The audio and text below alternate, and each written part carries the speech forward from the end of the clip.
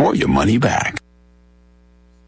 A Senate panel voting today on a new ethics code for the Supreme Court justices. Correspondent Donna Warder has more. Judiciary Committee's legislation would impose new ethics rules on the High Court and a process to enforce them, including new standards for transparency around recusals, gifts, and potential conflicts of interest. But Republicans are strongly opposed to the bill, arguing that it would destroy the High Court, and the ethics legislation has little chance of passing the Senate, which needs at least 9 yes votes from the GOP. Donna Warder, Washington. While Kentucky and other states continue to battle raging floodwaters, a number of people have been trapped. Phoenix continues to bake once again. Highs later today, more than 110 degrees. Breaking news and analysis, townhall.com. There are more allegations now, not just about football, but of hazing within Northwestern University's baseball and softball programs as well. Correspondent Ed Donahue has the latest on this disturbing story. There have been growing complaints of hazing within the school's fall program. This is shocking, deplorable, appalling, but it is not surprising. The first lawsuit has been filed against now fired football coach Pat Fitzgerald and Northwestern. More are expected to follow. Civil rights attorney Ben Crump and other attorneys are representing about 15 athletes, including former Northwestern quarterback Lloyd Yates. The graphic, sexually intense behavior was well known throughout the program. We were physically and emotionally beaten down, and some players have contemplated suicide as a result. Fitzgerald has maintained he had no knowledge of the hazing. I'm Ed Donahue. More on these stories at townhall.com.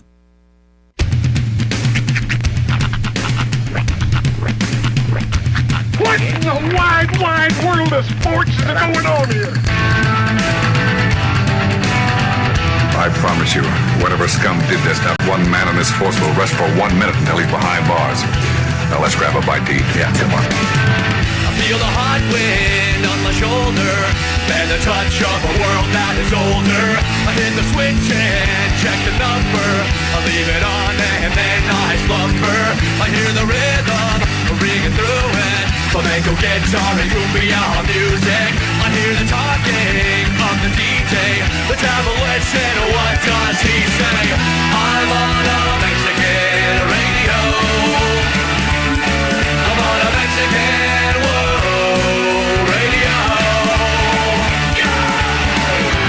Broadcasting live from high atop the J.P. White Building in downtown Roswell, New Mexico. It's Mornings with Mike Winters on 106.5 Roswell's Talk FM. Is that what I sound like when I talk? Now, here's your host, Mike Winters.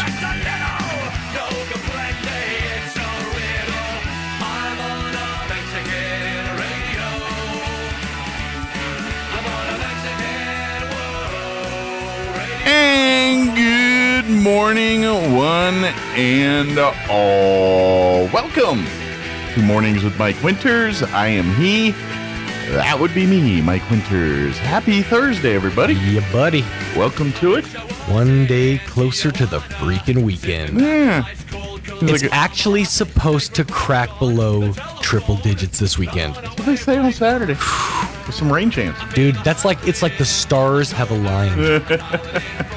It's so bad when we can't wait for 96. Sounds so wonderful. And then the world is just, like, I don't know, it just seems like there's a lot of craziness in the news. I mean, it always is, but well, what it is, and I don't know if this is the case universally, but when you get hot, nothing else matters. You're frustrated, you're tired, your kids are screaming in the backseat because they're hot too. Everybody's insane. But I don't care because I'm hot as well. Yeah. It's just, I mean, I know that's not the case, but yeah. I don't know, and then maybe I'm in one of those moods, but it's like I turn on the news and like you hear about the lady that saw the baby that's now missing. You hear about the guy that ran into North Korea because he got in trouble in the army. Which you're like, what is wrong with people? What in the world are you thinking? Yeah, you're like, what is going on? I'm in trouble back home. I face maybe a fine and possibly some jail time. I know. Let's go to that place where they killed Otto Warmbier because he stole a banner. Yeah, I mean, it's like, what is going on in this world? This is just craziness. Have you ever seen the Dark Side of the Ring episode of Collision in Korea? Yes. When WCW went to, dude, that's friggin' insane. Yeah. Like the level of, and these were invited guests. These were people they wanted there. Yeah. So you're gonna run into North, dude. Good luck to you. Wow. I really hope. I mean, I know every life is sacred, but I really hope the United States does not invest a whole lot into getting this guy back. Well, we'll see what happens. If they use him as a tool or whatever, it's not a very strong tool. Well, he was. I have no idea what he did in the Army. You know, he was pretty low ranking. I don't. You know, he sounded like he was getting a lot of trouble. I mean, sounds like he's a bit of a loose cannon. Well, it sounds like he's a teenage, or young man that acts like a young man, but he's doing it in Korea where they don't put up with that. Please, Mike, it's pronounced career. I just was saying.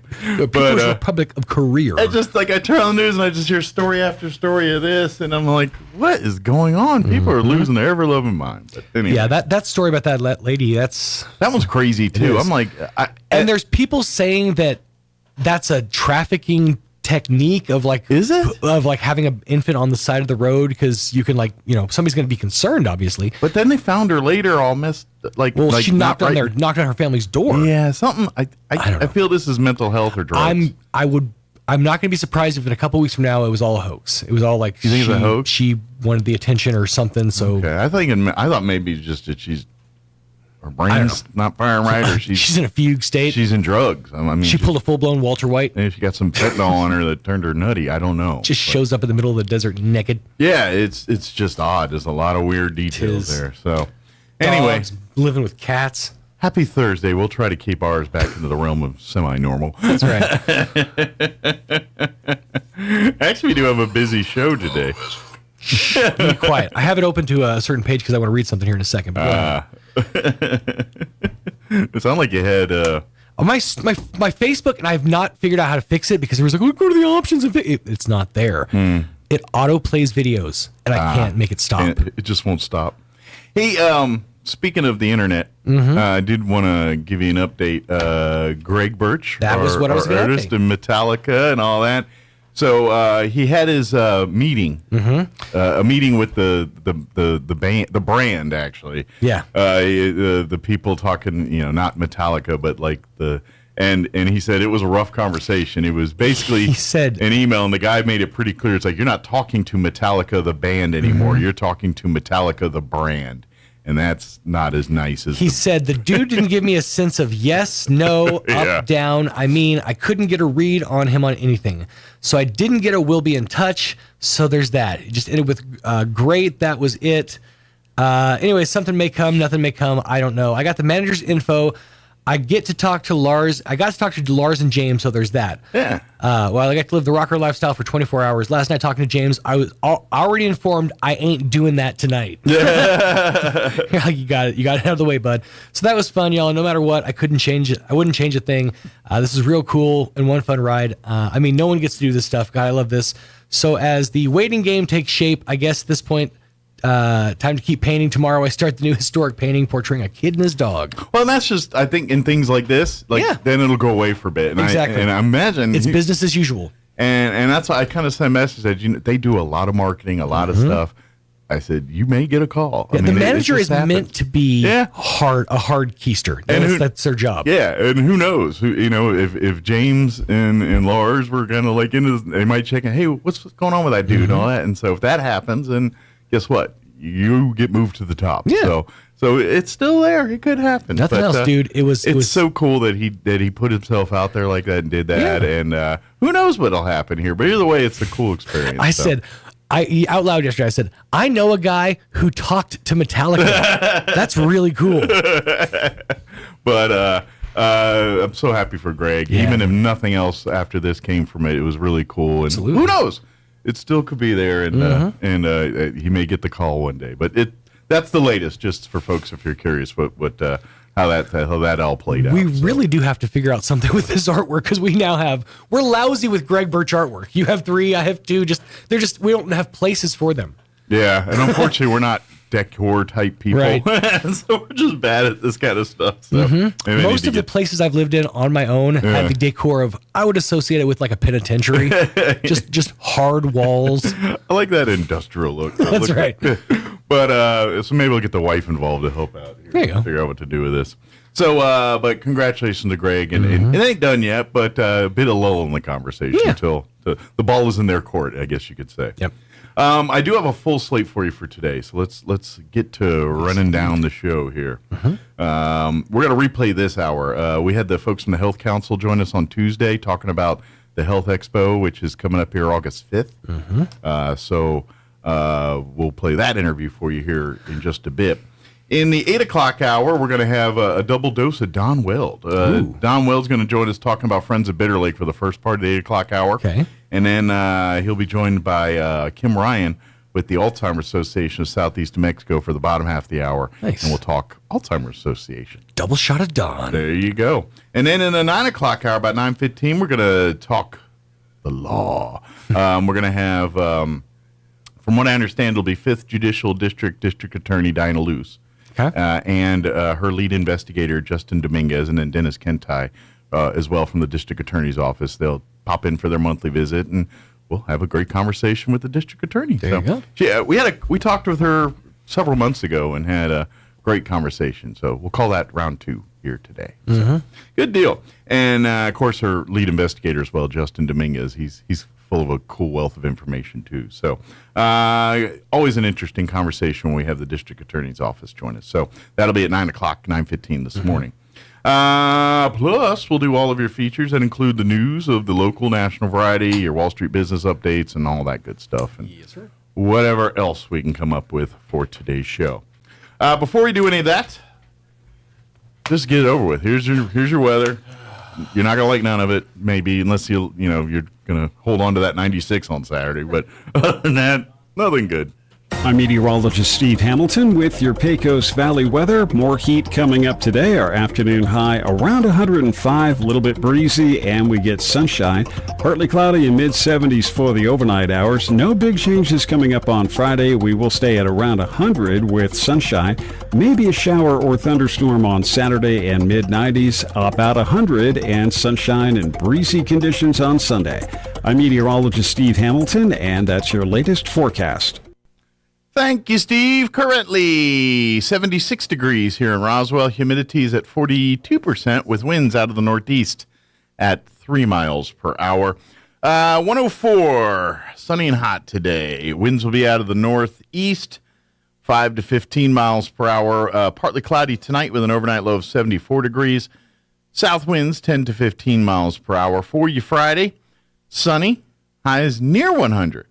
Near 100. Maybe we won't even get to 100. Maybe. Anyway, 100 tomorrow. Winds out of the northeast, 5 to 15 miles per hour. There is a 20% chance of rain tomorrow night. Mostly cloudy with an overnight low of 73 degrees. Southeast winds, 5 to 15 miles per hour. 20% chance of rain for your Saturday afternoon as well. Otherwise, partly cloudy and 96 for a high on Saturday. So bundle up. Winds out of the northeast, 5 to 15 miles per hour. Saturday night, we're also looking at a 20% chance of showers and thunderstorms, mostly cloudy and 72 for an overnight low. Sunday, back to 102 for a high under sunny and hot conditions, 73 and partly cloudy Sunday night for an overnight low on Sunday, and then Monday, when you head back to work, mostly sunny, 105. And next week, 106 Tuesday, 106 Wednesday. So just a little smattering of a break here Saturday, maybe tomorrow. All right, it is 17 minutes after 7. We're going to take a quick commercial break and then play our interview with the folks from the Chaves County Health Council. Don't go away. Edge Safety and Services, LLC in Artesia, New Mexico has an immediate opening for a safety technician. Position requires a clean driving record and must be able to pass a drug and alcohol screen. Edge Safety offers great pay with IRA benefits and employer contribution towards health benefits. Please email resumes to edgecoding@yahoo.com. or apply in person at 402 West Main Street inside the Edge Safety and Services facility. Edge Safety and Services LLC is an equal opportunity employer. The 2023 Chavez and Eddy County Fairs are finally here. Time to celebrate the hardworking members of our local 4-H and FFA chapters as they gain skills that will keep New Mexico growing and going for generations to come. You can keep up with all the junior livestock shows and the livestock sale at ksvptv.com. Click on the Chavez or Eddy County Fair tabs and you can watch along, find schedules, and more. That's ksvptv.com. Coverage of this year's Chavez and Eddy County Fair is brought to you by Wheelchair and Walker Rentals of Roswell, serving all of southeastern New Mexico's disability mobility needs. I was driving home from work. I got off the bus on my way home from work. I drive the same way every day. I get off the same stop every day. Driving through the intersection. Walking through the intersection. I didn't even see her. I didn't even see him. Then it was too late. When you're walking. When you're driving. Look for me.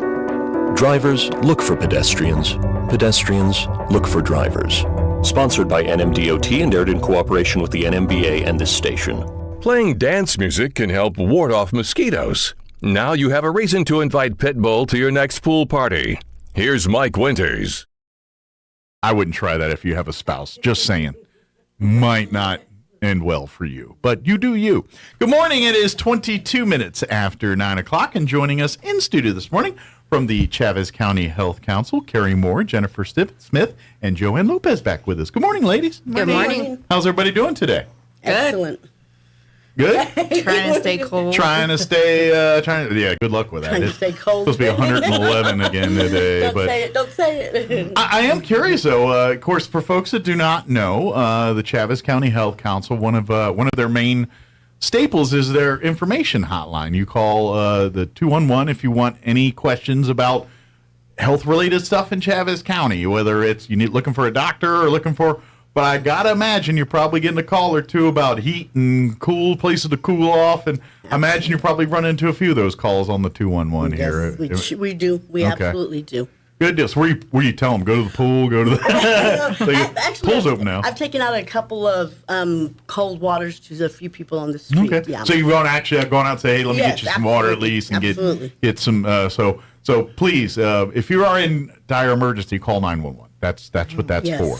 But if you're new to town or you need health resources, questions, whatever it is, hey, school's around the corner, my kids need shots, what do I do to all that stuff? Right. 211 is a hotline that you can call. I don't want to say 24/7 because poor Joanne does not want to answer the phone at 2 in the morning, but or whoever's on call that particular day. That's just wrong. Should answer phones at 2. Some of us are up.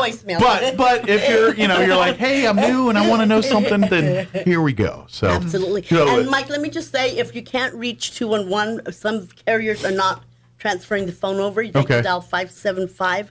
910-0465. That's the long way to get there. 211 is so much easier. Well, it was fine when we only had to do 7 digits, but now we got to put the area code every time. It's like 3 more is just too much to ask. I'm sorry. And if I use the landline in the kitchen, I have to dial a 1. Right, I forgot about the 1. Yeah, like really? We can't figure out how to call out on it. Right, yeah. But and then you're like, but at least we're not in the days where like, oh, it's after 7, but it's now 5 cents a minute. We can now call. We can call so and so in Oregon now. Make all our calls and texts after 7. Exactly. Yeah, that's a different world we live in. But yeah, like you said, if the 211 does not work, and of course, don't forget the Chavez County Health Council's on social media, Facebook. You can always shoot a message there, and someone will get to you pretty quick. Usually someone's one of the admins are following and be able to answer and handle whatever questions you may have. And we have a nifty new website too. Oh, very good. Yeah, so you can just Google us. Okay. Chavez County Health Chavez Council. County Health Council, and the website will come. What's the actual typings? It's ChavezCountyHC.org. Okay. Not too bad. Shortened it. Yes, we had to shorten it because that's a mouthful. Yeah. There's a lot to type too. I always love doing the Big Brothers Big Sisters website because it's all the initials for Big Brothers Big. So it's BBBSSENM.org. I only remember because in my head I'm going Big Brothers Big Sisters Southeast. Well, we all got to do it some way. Yeah. Well, at least you'll have 60 slashes. That's usually / this, / that. Underscore. Hashtag. Yeah. No, we went with simplicity. Yeah, good. Nothing wrong. But if that's still too much, Google Chaves County Health Council, Roswell, New Mexico, something along those, like in case there's another Chaves County. Nope, there's not. There's not another Chaves County in the United States. We're the first ones to pop up. Good to know. Especially with the S. No, we're not. Especially Chaves with the S. That's a little bit more unique. Most people spell it with the Z instead of the S. So. Yep, we were just talking about that. But I would imagine the big thing on y'all's radar right now is the back to school annual health fair that you guys do, and it's always right around back to school, and that's why we call it back to school. But it's way more than that. It's the community health fair. If each year you guys provide a wealth of medical and really just life. It's not all doctors, and sometimes it's lifestyle type things, but just everywhere from resources for healthcare to resources for quality of life to resources for your kids and getting their shots or getting school supplies. I mean, it's a health fair, but it's kind of an amalgamation of a bunch of stuff. I know. I think you guys are partnered with Boys and Girls Club again to do the run, and so there's a lot of fun with also getting. But if you need to get your screenings for glucose or some of this kind of stuff, you can do all that at the fair too. So so what's the dates and everything for this year's? So it's August 5th this year, so it's 2 days before school starts. Just about 2-3 weeks away here. Yes, yes. We're right at the end. We're all getting ready. It's going to be August 5th from 8 to 12 at the Convention Center. Yeah. The run. Same bat channel, same bat time, and all that good stuff as if you're a regular. Too. Yeah. The run starts at 6:30.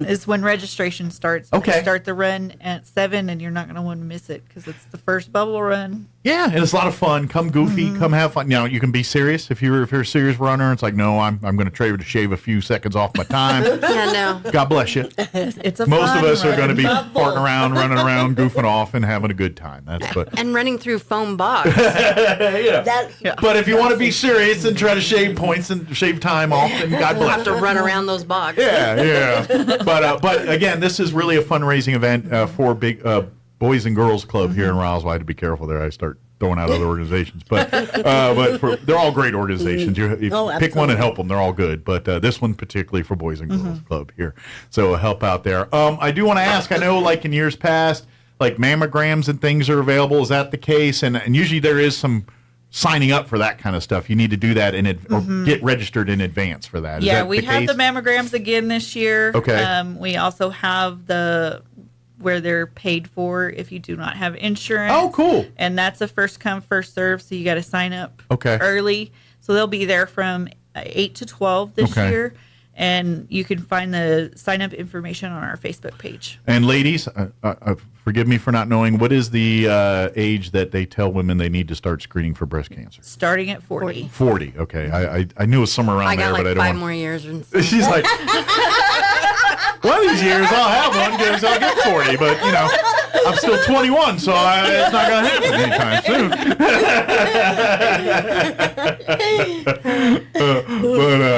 They for guys, they lowered it's really for everyone, but guys worry about this one more than, we don't worry about the breast exam so much, but colon, they bumped that up to 45. So, so if you've not had a colon screening and you're 45 and not 50 yet, guess what? You're due. They've upped that one. They're not doing colonoscopies at the health fair. That would be that would be different. You can possibly run through a colon. Maybe. Oh, they got the colon's going to be there? Possibly. Okay, we're working on it. It's tentative right now. It is a star of the show. Yes.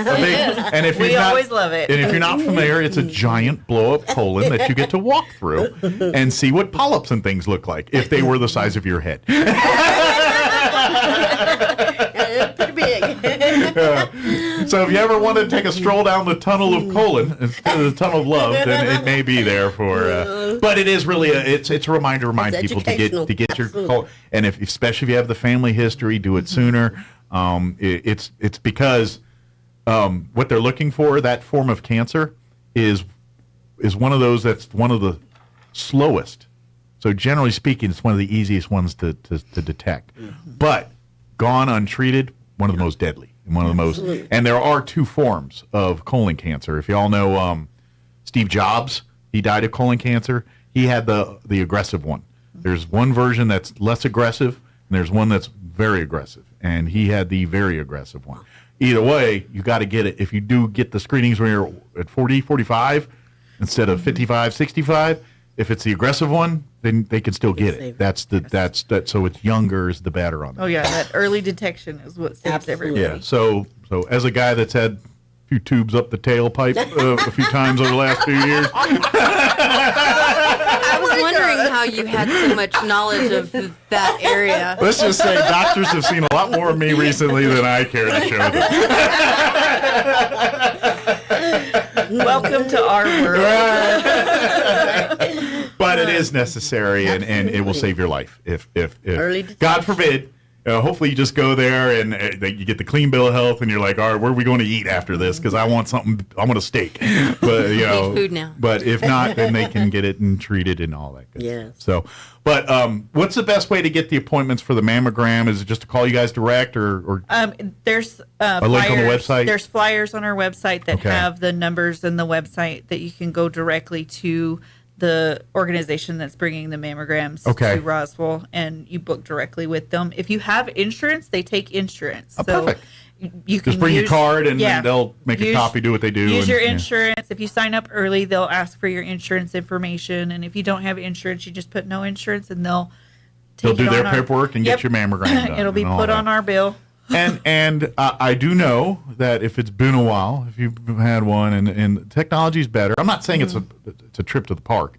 No one's going, yay, mammogram, party time! It's honestly not as bad as you think it is. It's not as rough as some of the earlier. It is. No, it's not. 3D mammograms, so that's it is much more accurate. That's the thing too. And to be honest, when those 3Ds first came out, you were getting a lot of scares because it was showing so much more detail, and people were like, I don't know, we don't usually get this much detail, we need to check it out. And so there was a lot more investigative work done because they're like, this doesn't look like we know, because we're using a much better camera now. Yes. And so now they're a little bit like, okay, we've seen these before now, we've seen, so it's not quite as, but there was a minute there where a lot of people were like, dang, do I have breast cancer all of a sudden? Because they were seeing so many things they couldn't see before with this new 3D digital technology stuff. So please get the screenings done. It's like the colon thing. It's one of those things that's so easy to just do real quick, and the ounce of prevention there is so much worth the treatment that could follow if you don't do it. Oh yeah, definitely. So please, to have your breast squeezed for a couple minutes sucks and is inconvenient, but it's way better than by a professional. Yes. Well, you have to clarify that too. By a doctor or a medical professional. I mean, you can use by whoever you want, but Maybe clarify medical professional. There's other professionals too. But we'll stick to that. But I do want to mention this because if you are going for something like your glucose or those kind of screenings, please know you have to fast for some of those. So if you do go to do some of those, don't show up having the big old breakfast and then go in and do your glucose screening, because they're not going to get a good, accurate reading on you. Yeah, no big bowl of cereal before you come. I think you can have a little water and things, but that's about it. They don't want you eating or drinking or doing anything. But if you got to take your meds or brush your teeth or do whatever, you drink your water to do that. Yeah, we also have the Vitalant Blood Mobile is going to be there. So please donate blood. Donations. So that's desperately needed. And are they wrapped up their Battle of the Badges, or is that still going on? I don't know off the top of my head. It's still going on. I'm not sure if it is or not, but if it's still going on, then you can pick your side, whether it's law enforcement or fire. Doesn't matter. It's all going to help people, and that's what it is. And it helps out to register. Pre-register for that. Yeah, they'll do walk-ins, but it's kind of a first come, first serve. And if they get super busy, they won't be able to do the walk-ins. Because you do have to do a screening, especially if it's your first time, and you can get that done in advance. So that way, the day you show up, you just roll up your sleeve, and get to work on you. But if you don't do that, then especially if it's your first time donating blood, they're gonna make sure you're able to donate blood and make sure you're not any of the prerequisites that they can't donate blood and things like that. But once you're in the system and kind of do it regularly, it's really a quick thing. You just schedule your appointment. It's like, all right, we'll see you. You know, whether it's every 45 days or whatever it is, depending on how you donate blood, it depends on the times you can donate again. But it does simplify that process. And to be honest, it is the easiest thing that has the biggest impact of doing good for someone. Like at the end of the day, and I get in trouble for saying that, I know, but at the end of the day, you sit there for 30 minutes, donate some blood. You sit there and then they pump you up with tea and cookies and things afterwards because you got to replenish the blood. And then you're sitting in a beautiful, in this case, will be the well air-conditioned bloodmobile. Yes. But it's always nice and comfy in a chair, and it's really 30 minutes of you just chilling while someone else does the work. You just sit there, and then when you're done, you're about your day, and someone's life is being saved because of that pint of blood they just took out. Yeah. It's going to go on a shelf, and about a week later, that'll be in someone else's body.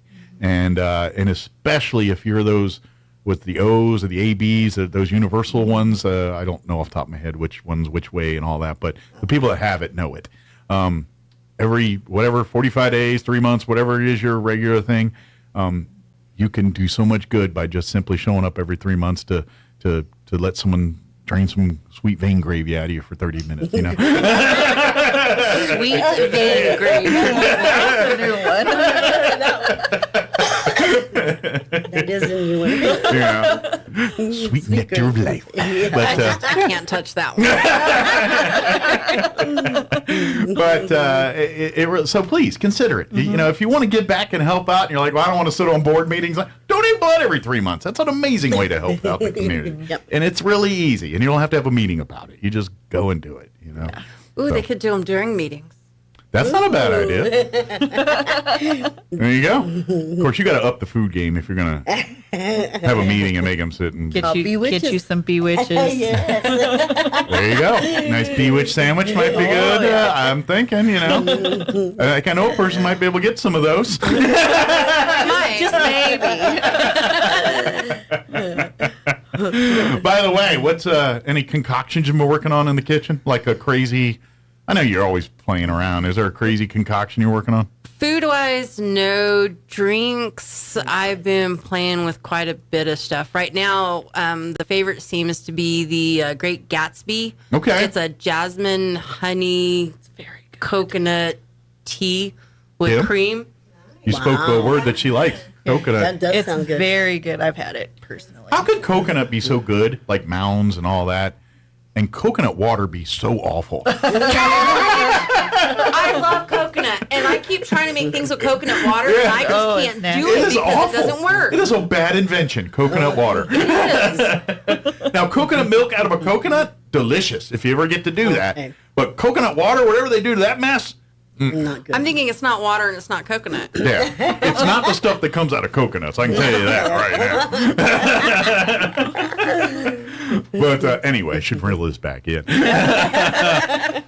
Is there some vendors, some of the things we definitely want to highlight here and mention that we want to give some love to that are participating this year? So our presenting sponsors that we have, and most of them are on board from the very beginning. They come on super early in the planning process. We always have Eastern New Mexico Medical Center. They've been with us from the very beginning. I would imagine it's hard to pull off a health fair without some of these entities, and Eastern's one of those. It's like it's really hard to do this without them on board. Yeah, and this year we've got Loveless on board as presenting sponsors, and that's even better because so now you got the two big hospitals in town that you know, between the two, every aspect of healthcare is covered right there between Loveless and Eastern here, you know, in some way, shape, or form. And of course, we always have Bewitches and Carrie support through all of this. And this year some of the sandwiches you shouldn't eat all the time because your doctor, yeah, the cholesterol might get you there. Some of them are very healthy but to they're eat, but super this yummy. is Health Council. Those are your treat sandwiches, and you should eat those.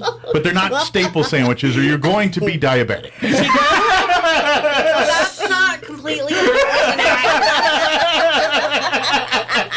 They're all tasty, but in moderation. Just I saying. don't do deli meats. Everything is fresh roasted. This is true. That's so good quality stuff. I don't do stuff. the processed stuff, and then I have options where we can go without the grains and the breads. So I can make things work. So yes, you can have Bewitches on a daily basis. God was so mean when he made carbs turn into sugar. That is just the meanest thing God ever did. Well, and I was doing keto wraps too, but nobody was wanting them. Well, that's just it. We all just say we want keto. We really don't. We just say that to sound bougie and important. Good. We hate it. I haven't tried one, so I don't know. We all want bread. But anyway. Yeah. Well, and of course we've got the Boys and Girls Club. Yes. With the run, and then we've got Western Sky Community Care this year. Good. On board, and they're bringing 250 backpacks and supplying water this year. Good deal. So just a pro tip. If you're going there to get backpacks, school supplies, be there close to the beginning of the event, not the end of the event. Those are first come, first serve. There's no guarantee that they're going to last all day. Pass out as long as we got them, but when they're out, they're out. Yep. And the kids need to be there. Yes, we have to. We have to visually see a kid. I understand you got a lot of kids sometimes, but if you got 12 kids, you better bring 12. Bring 12 kids. Bring them all. There's stuff for everybody. If you have a Brady Bunch, we want to see them. We have a lot of fun door prizes for kids. Oh, man. Sure. Good. We got good bikes this year. We bought bikes this year from Moonrock Outfitters to get higher quality bikes. So we're going to get some cool bikes that some kids will be lucky enough to get some of them and all that. Very cool. Nice. Yeah, and some techie stuff. Got some good stuff going on for kids and some back to school. So even the kids are a little bit older. Like, I'm too big for my Huffy bike. I want my. Oh no, we got some big kid bikes. Big bikes. Yeah, we got all sizes. Yeah, when they hit a certain age, you're like, I want a car. Yeah, that's true. I want a car too. Let me know when you find one. No, we can't give away a car. Sorry about that. We're not there yet. In the meantime, you maybe eventually in the future, right. But not yet. Somebody got to get a job first. But and again, we thank all these sponsors because they're the ones that bring the backpacks and the schools. I believe that's part of the deal. It's like, hey, you come, but we also ask you donate some school supplies to help to provide for the kids here. So every booth that's out there, we thank you for doing that and doing this part of thing. And we want to make sure your business and everything gets promoted, but at the same time, we want to make sure these kids have the needs they need when day one of school starts here. Yeah, this year we got 32 sponsors, so it's not going to be possible for me to name them all. It's way too many, but we have all of our advertising on Facebook, so all of our sponsors are shown love on Facebook. When you see them at the health fair, give them an attaboy or something. Just come in. Well, we couldn't do it without them. They make this possible and making it as big as it is. This is a true community event. These are all businesses and entities that just want to showcase their business or help get patients in front of them to help them with their. I know, especially in the healthcare world, the older you get, sometimes you're like, doctor, no, we don't go there. That I might, you know what I mean. It's just you get. So we bring it to you, and hopefully you come and you go and you get a screening or something, and you say, you know what, it's time to make a lifestyle choice here because I'm going down a wrong path, and I know, and here's the other thing too. I think doctors and medicine have changed that philosophy a little bit. Like back years ago, kind of like, why are you so fat? Why are you so doing this? Why, you know what I mean? They get kind of accusatory. Yeah. And now it's a little bit like, okay, maybe the environment helped you along here a little bit, and that's all of our fault. And let's see what we can do to figure it. But either way, I know it's not fun to be told you got to change your life, but if you want to spend time with the grandkids, if you want to keep seeing your kids and grandkids go on and do their amazing things, if you yourself want to see the world or do your thing, can't do it. Not talking to a doctor and following the health. It's. I know everyone's got ideas and everybody's a doctor and we got WebMD and everyone has access to that and thinks they're Dr. Google. Yeah, they think they're a genius all of a sudden, and they're not. They are so not. So talk to the healthcare professional. Talk to the people that actually went to school and did this for a living and spent their life studying this stuff, and let them help you get in a better situation. That's I know a lot of our vendors, they're going to have doctors there. So I know for sure Eastern Medical Center, they always bring their doctors. So the doctors can actually answer questions that somebody might have and get maybe a little clarification and make somebody more comfortable going into a doctor to actually, get seen. Exactly. The bedside manner's gotten better. Or at least they're understanding, you know. For some doctors. Like, I can't speak for. I can't speak to the whole healthcare industry, but there is, you know, instead of that, you know, even like dentistry is the same. You remember when you go to now dental work, it's, you know, no big deal. I get it. You didn't go to the dentist as much as a kid. No problem. Right. We can still, you know, they're starting to drop the stigmas that come with some of this. Yes. Now, the day would be great when they decide that vision and dental is part of regular health care instead of having everything separate. Exactly. Yes, because it's full body. Yeah, you ain't wrong. Are y'all listening out there? And insurance company. But here's the thing too, and especially with dental, they're studying that all this is related. How many heart issues? How many people had heart attacks because they did dental work? You know what I mean? That's the stuff they're learning now. I run into that. I can't have dental work done unless I have antibiotics because I have a hole in my heart. There you go. See, and so it would create a problem. All of it's connected. And if the dentist doesn't know about your heart and then starts working on your teeth, that's a bad day. Yep. And that's why you're right. And same with eyes. How many eye conditions are related to other full body? I mean, diabetes alone. I mean, eye care for diabetics is very important because eventually you'll go blind if you don't take care of yourself.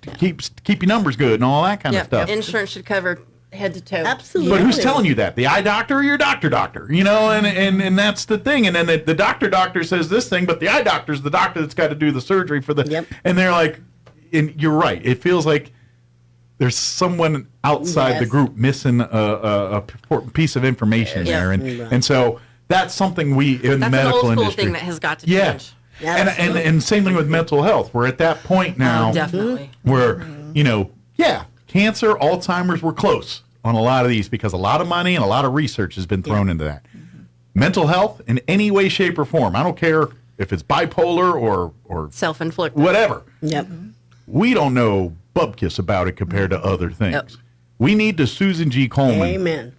Mental health. We need pink ribbons and walk for hopes and all kinds of stuff for mental health, and that's what we got to do to it next. Absolutely. And I hope the world goes that way. And just as a reminder, if you're out there and you're having some hard times, call 988 and talk to somebody. That is mental health, and that's in any state, in any New Mexico. Anywhere. Each state runs their own. But it doesn't matter if you're in Texas or Maryland or California or Hawaii or here in New Mexico, that there is someone on the other end to answer Absolutely, that number, and start the conversation. It's a tough conversation to have. But start the conversation. If you see somebody, your friends acting a little bit different, ask them, is there something going on, and maybe you can make a difference in their life. And anytime you call one of those hotline numbers, you're in the driver's seat.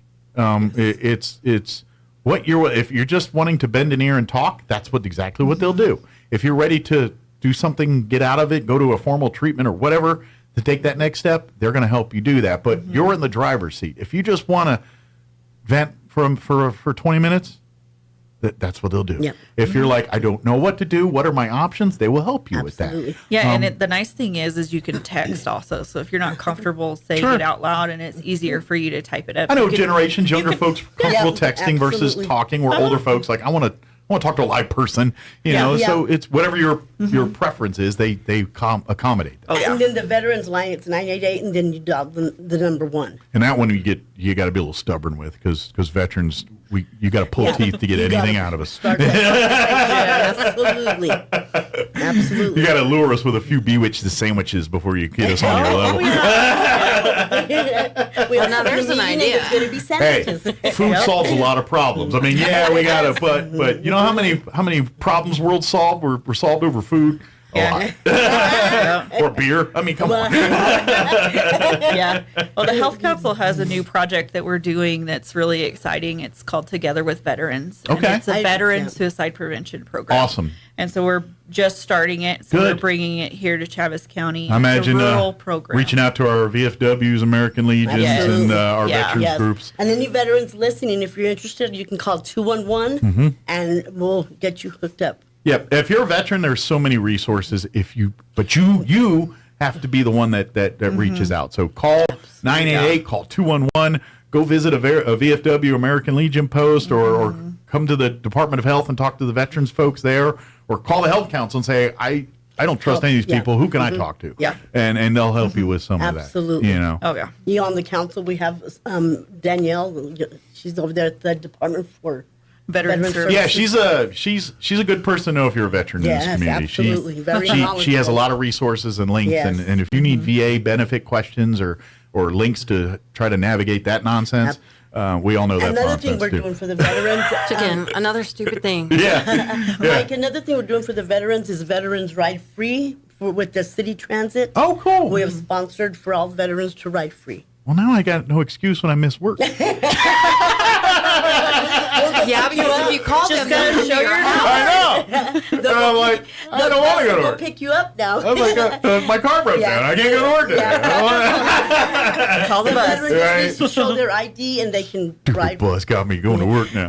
No, but that's really cool. I'm glad that they offer that Absolutely. too. And veterans use this. I know you. You're very stubborn, and you're like, nah, I'm good. Yeah, you've earned it. You know, flash your ID, whatever you got to do, but utilize this stuff. Take advantage of these little gestures of thank you, and that's really what it is. It's yes, we want to take care of our veterans because we understand you did some things and you don't see life the way some other people see life and things, and we get all that. I understand, but let folks help you. It's again getting back to mental health. We still don't know a lot, but we sure know a lot more about it than we did 30 years ago.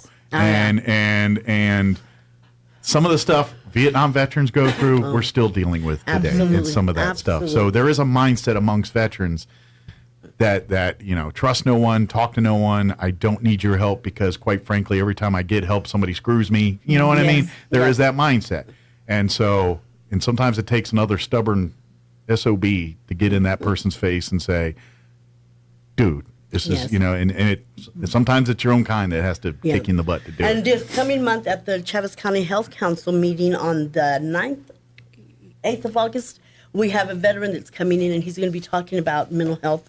Great. Yes. So if anybody's interested in attending that, just dial. Yeah, all are welcome to the health council meetings. I mean, they might recruit you for a job, but if you want to come and learn more about and be part of it, the more the merrier, because it's all. This is really.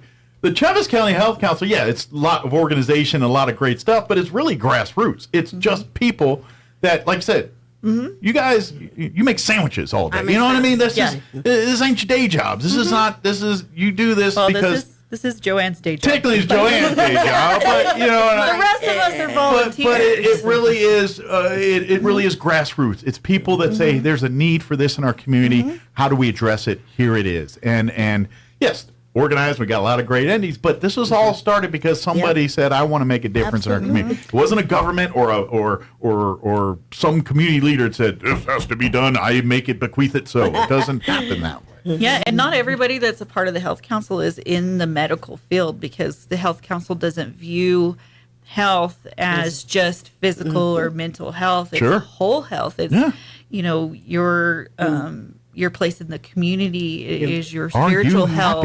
Employment is a part of everything. Transportation is a part of it. They say health and happiness, but happiness is part of health. I mean, it really, you say but it really is synonymous. Yeah. All you have to do to be a part of the health council is care about your community and want to see it be better. And let me ask you this. Has there ever been a time where you're unhealthy and you were happy? Like, has there been a time where you're sick with chicken pox or sick with the flu and you're like, I'm in such a good mood today. I feel amazing. It doesn't happen, Well, it depends on how much drugs you're on. Right. Now, I mean, we can make some exceptions. There is that rule, but yes. When I had my colonoscopy, the pain meds they put you on after that nap, I'm like, man, I feel like I just slept 8 hours. This is amazing. Extra loopy, were we? Yeah. Yeah, but generally speaking, most people are like, no, this is not what I had on plans for today, is to have the flu. So it does. So being happy and making those choices in life all lead to, in mental health, it all begats something. Something's going on here that do this, and your perception of things change. Yeah. And that's what happens is when, that's when you see these angry people and they're just like, what's happened is they keep seeing a pattern of things in their life, and now in their brain, this is the norm, not what normally happens, because that's all they're seeing, and they lash out. Good, bad, and different, they lash out, and that's what's going on. And then you have certain sects. One judges the action, one understands where they come from, and that's where we got to deal with it. And this is where mental health is like, okay, well, why is that happening in the first place?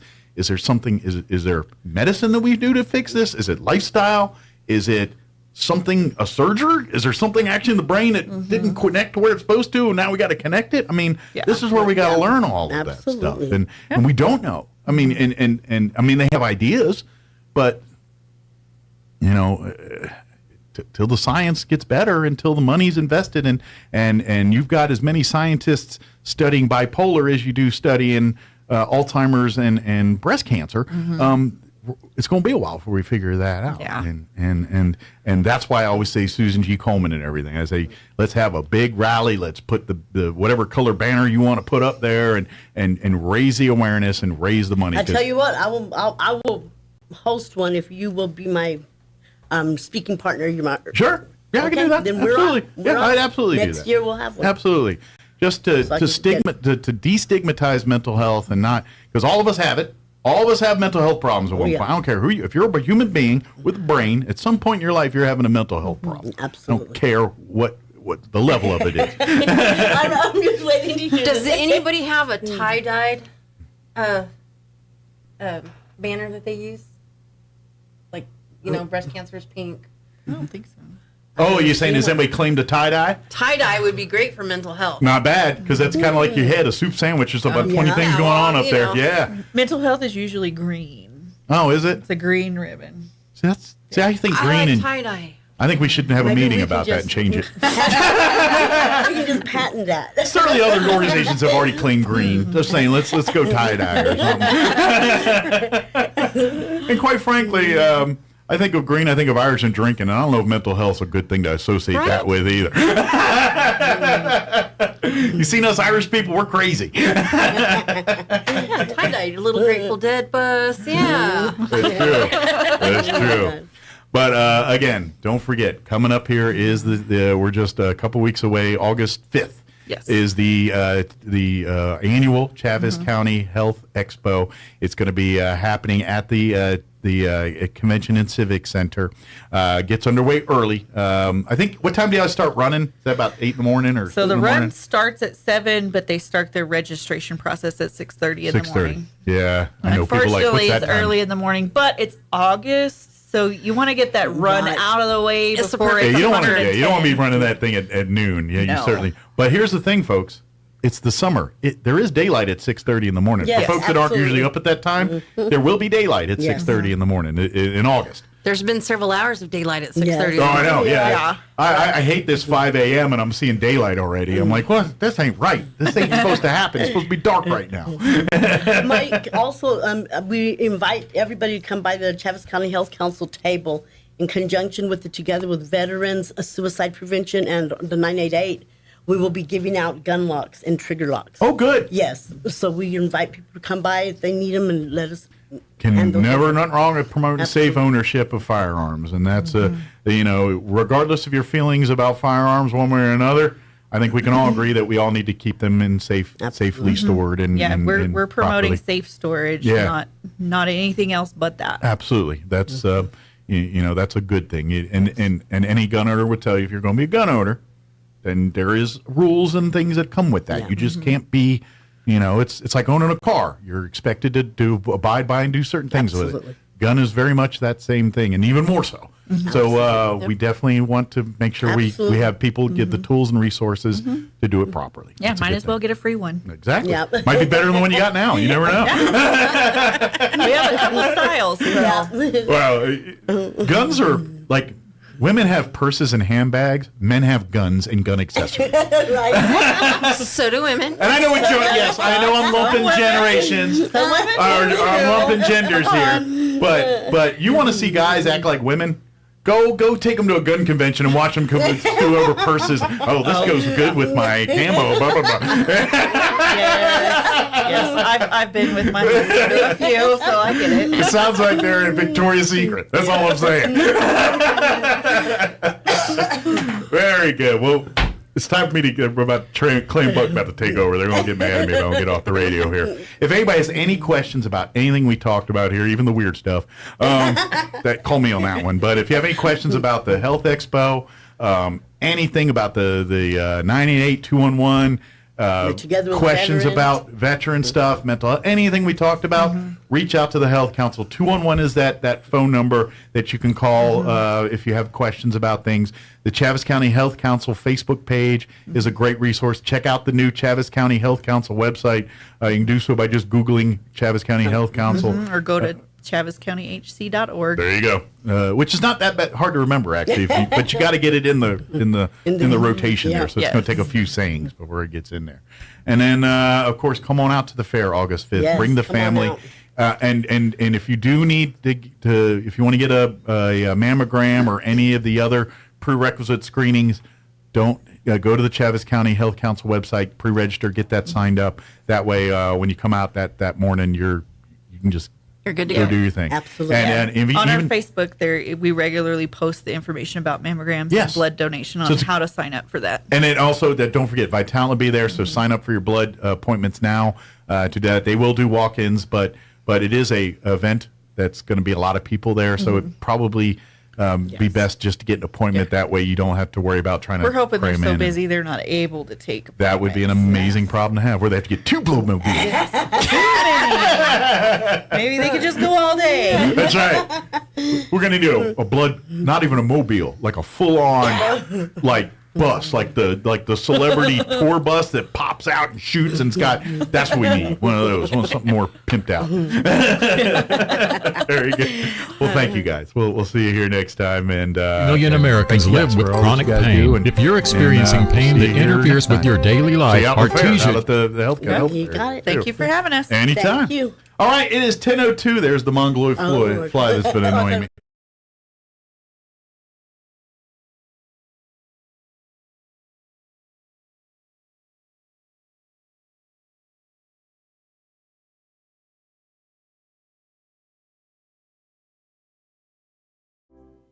Get your summer grilling on with delicious, homegrown beef from Runyon Cattle Beef. Get top choice, grade A meat in whole, halves, or quarters delivered to your home freezer and experience the difference between store-bought and 100% locally grown Runyon Cattle Beef. Need seasoning? No problem. Runyon Cattle Beef's very own red meat seasoning and cactus salt are included with all beef orders. For pricing, orders, or more information, call Lisa Runyon at 575-760-5655 today.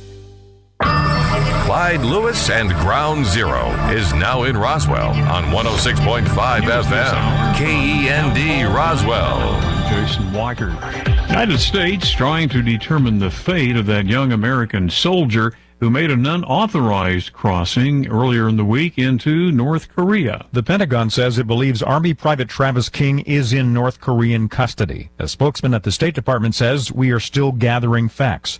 And White House Press Secretary Karine Jean-Pierre says the administration is trying to learn where King was being held, his condition, and why he crossed the border. That is White House correspondent Greg Clugston reporting.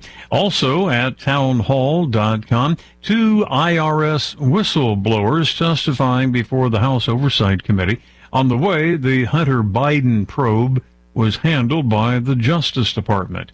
IRS Special Agent Gary Shapley. At every stage, decisions were made that benefited the subject of this investigation. For example, prosecutors concealed contents of Hunter Biden's laptop from investigators. DOJ slow-walked steps to include interviews, serving document requests, and executing search warrants. Warrants that were ready as early as April of 2020, but were delayed until after the November 2020 election and never pursued. Some scary moments yesterday when a tornado touched down in Rocky Mount, North Carolina, damaging a Pfizer pharmaceutical plant. At least 12 people in the building suffered minor injuries. Officials say there were also a number of amounts of medicine destroyed when the twister hit that building. Many sunbathers who want to take a dip in the cool water in New England are in for a little trouble right now. That's because officials say many beaches and lakes in the area have very high levels of bacteria, and they've been forced to shut down a number of beaches. More on these stories at townhall.com. Recent bank failures are serving as a warning about how fragile our banking system really is. As millions of Americans panic, do you know what central banks are doing? Well, they're actually buying up gold at record levels. They're relying on it as a safe haven during these difficult times. That's how confident they are in the dollar. Hi, I'm Lance Wallnau, Christian author and evangelical leader to millions of people just like you. We're all Americans who want to protect our family's savings no matter what. I tell people the best option is to diversify their 401k or IRA into physical gold or silver with the help of Birch Gold Group. To see how it works, just text the word FAITH to the number 989898 to get a free information kit on gold IRAs. Look, there's no strings attached. It's not going to hurt you to take action now. So take the first step today and educate yourself. Get your free info kit when you text FAITH to 989898 right now. And I pray you and your family are greatly blessed.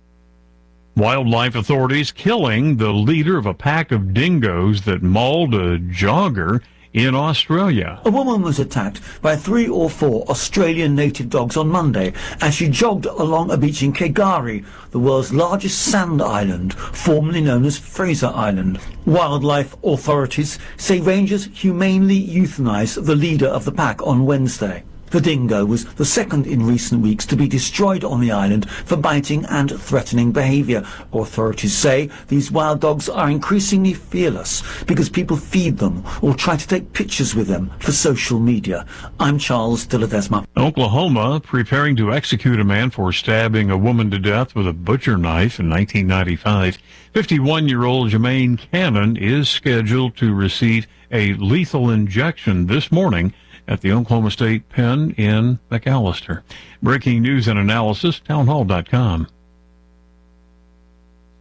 John Scott has a report on sexual harassment in California. The California State Auditor found that California State University colleges mishandled multiple allegations of sexual harassment against employees. The audit discovered that nearly a dozen cases were closed without thorough explanation. The auditor says this shows flaws in California State University's guidelines for investigating sexual misconduct cases. California State University is the largest university system in the country. The system's interim chancellor said the campuses would comply with the auditor's recommendations. John Scott reporting. Netflix enjoying its biggest springtime gain in subscribers since the early days of the pandemic 3 years ago, providing the latest sign of recent crackdown on password sharing and the rollout of cheaper subscription options are paying off.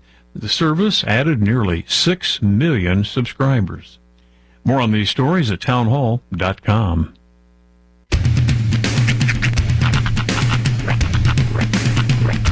What in the wide, wide world of sports is going on here? I promise you, whatever scum did this, not one man in this force will rest for 1 minute until he's behind bars. Now let's grab a bite to eat. Yeah, come on. I feel the hot wind on my shoulder and the touch of a world that is older. I hit the switch and check the number. I leave it on and then I slumber.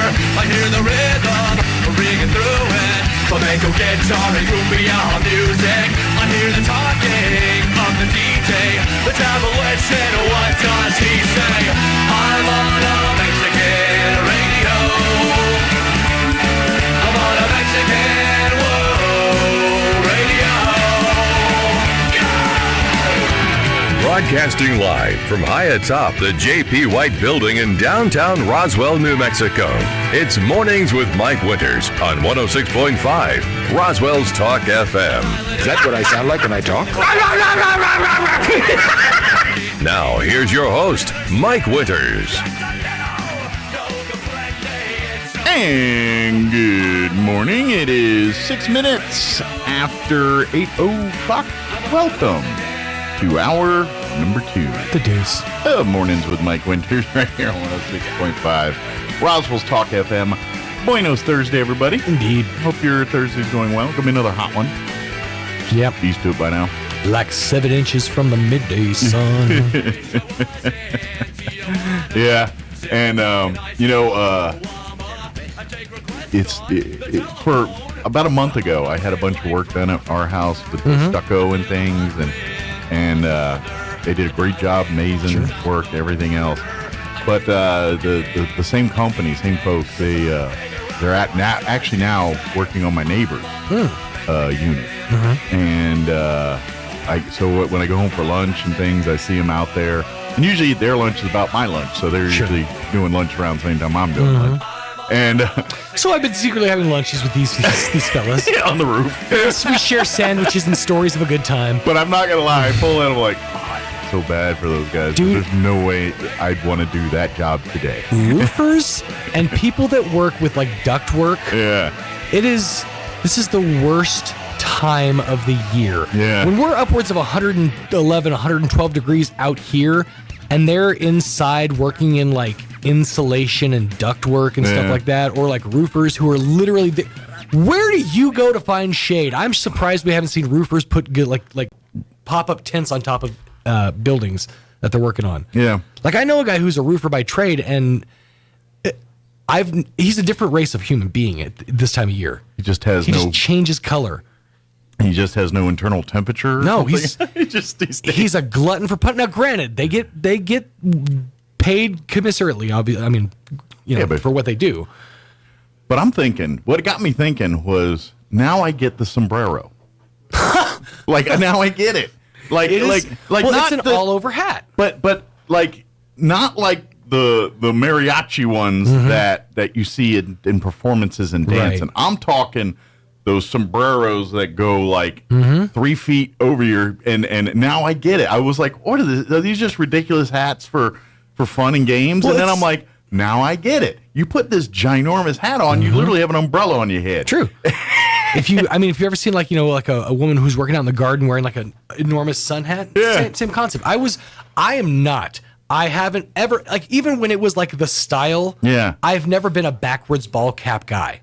Like that's just not who I am. It completely removes the function of the baseball cap. Well, it does and it doesn't. It does compared to putting it backwards. Because yesterday I needed to put my hat backwards to block my neck. Yeah. Because it was like I had sunscreen on my neck and it was still scorching. You need a Sherlock Holmes jobber with the one in the back and the one in the front. There you go.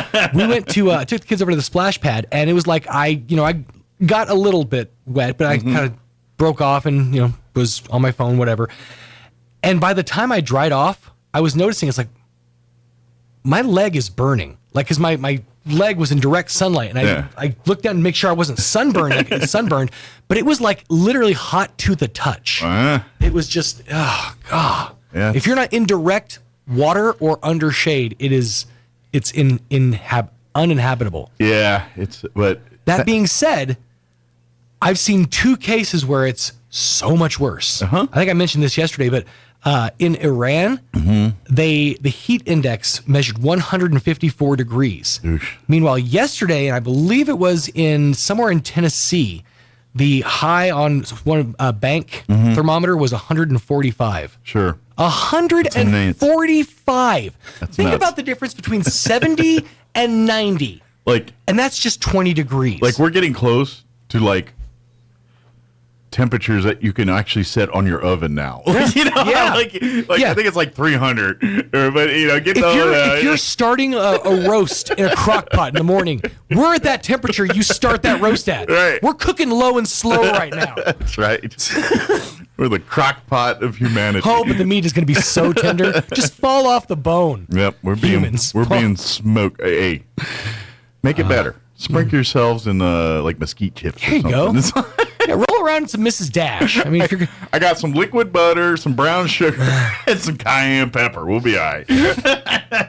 thinking like a balsamic reduction.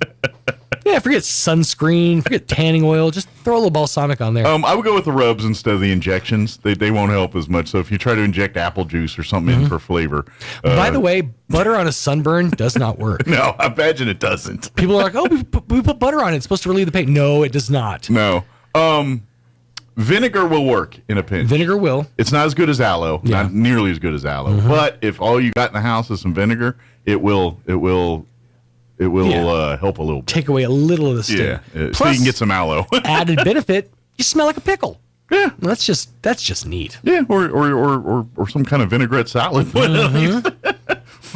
You smell delightful. Why do I have a craving for boardwalk fries and salt and vinegar? If you're gonna do that though, just a light dosing of like shallots and garlic on the hair. There you go. Just for flavor. For appearance. Mm-hmm. Yeah. Of course. Get a little greens in there, put an apple in your mouth. Some flecks of color. Suckling Jim. They stopped that tradition. Did they? Well, it's not like a thing we do, but I think Hawaiians still do it in I just remember as a kid watching cartoons, and anytime there was like a pig roasting, there was always an apple. Oh, yeah. You never see the apple in the mouth anymore. I'm not sure, but I feel like that was like a cartoon trope. You don't think there was really ever an apple in a pig's mouth? It might have been to like lighten it. Maybe like the animators saw it like one time in a thing. Yeah.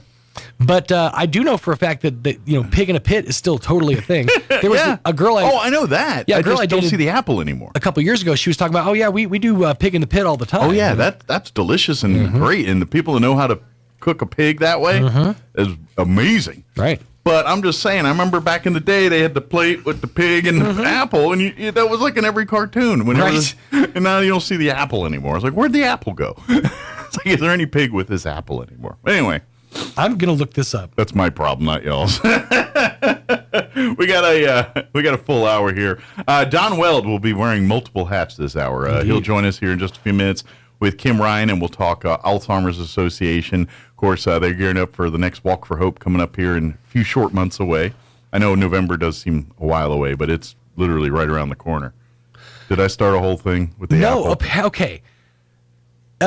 It claims that the apple is there to keep the mouth open and let gases escape from the pig's body as it roasts. It turns out it's purely aesthetic. So it's not to prop the pig's mouth open. It's often laid on a platter with an apple in its mouth. The apple should be kept open or should be kept during roasting to let heat into the interior cavity, is what this is saying. Oh, okay. So it's a tool, not a seasoner per se.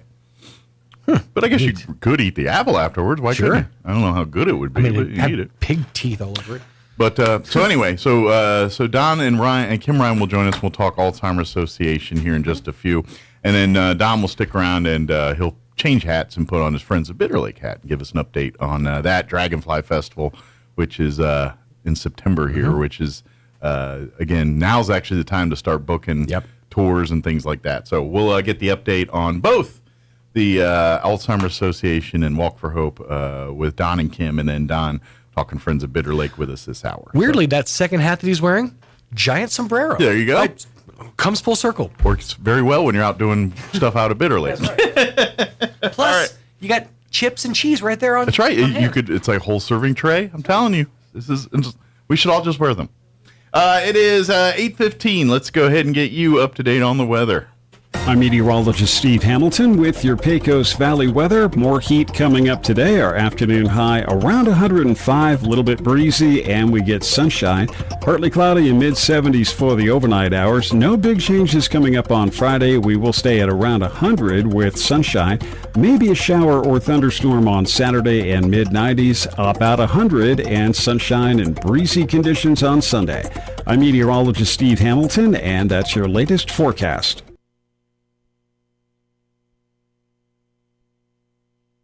A good night's sleep is so important, and issues like sleep apnea make falling asleep and staying asleep nearly impossible, but we can help. I'm Dr. Sarah Usher at Carabelli Dental. With the help of a simple oral appliance, your sleepless nights could be a thing of the past. But don't take my word for it, just ask Lainey. My name is Lainey Smith. I wasn't surprised when I found out I had sleep apnea simply because I had a horrible sleep pattern. I attempted to use the machine and it drove me nuts and I could not sleep with it. And then that's when Dr. Agger told me about the oral appliance. I would suspect I've been using it for 2 years now. In all of that time, I've had less than 10 poor nights of sleep. It's a complete game changer. I feel a lot better because I sleep. This simple appliance can change your life. Call us today to set up your appointment so you can finally get the good night's sleep you need. Come see the team at Carabelli Dental at the corner of 9th and Main in Roswell, or call 575-622-4455. A bedroom is a quiet escape where I go for peace and comfort. This is Melanie at Glenn's Furniture. I know how important the most private room in your home is for your life and the lives of your family. That's why we offer a selection of bedroom groups that make living easier and more comfortable. Modern designs, bold curves, and stylish fabrics elevate your bedroom space. You'll find your new set easy to sleep on and even easier to own. Come see us at Glenn's on the corner of Union and Alameda, where delivery is free since 1953. Summer's coming, and you're going to want to hit the road for a little well-deserved vacation time. At Richland Motors, it's never been easier to sell or trade your current car, truck, or SUV for a newer model to hit the road in. Even if you don't purchase from Richland, they want to buy your vehicle for top dollar. But if you do buy from Richland, don't forget, they're the home of the powertrain warranty for life. That's a whole lot of confidence for you. See Richland for details. 2nd and Sycamore and 1309 Southeast Main. Calici's is ready to bring you the coolest dessert in the desert. Desert Ice, a 100% fat-free and dairy-free premium fruit ice that's made daily. Whether in the desert on a cone, a cup, or as a mix-it, Desert Ice is the perfect treat to cool you down when things get hot. Available in fruitastic flavors like mango, strawberry, lemon, and orange. Try it alone, in a cone, or take it to the party zone and mix it in with any Calici's flavor. Turns out the desert can be a pretty cool place. Get to Calici's on North Main in Roswell. Roswell's newest spot to chill out. Most of the problems that people have with plants comes down to basic farm management. That means knowing what to plant and when to plant it. Hi, this is Jim Gill from Roswell Seed Company. Planting at the wrong time usually leads to disappointment and heartache, sort of like your first love. But planting at the right moment puts Mother Nature on your side, and that makes growing things easier and a whole lot more fun. So before you plant anything, come to see us at Roswell Seed, or just give it a try and hope for the best. It gives me a chance to say, I told you so. You are 13.8% more likely to die on your birthday. Think about that the next time you want to celebrate your birthday month. Here's Mike Winters.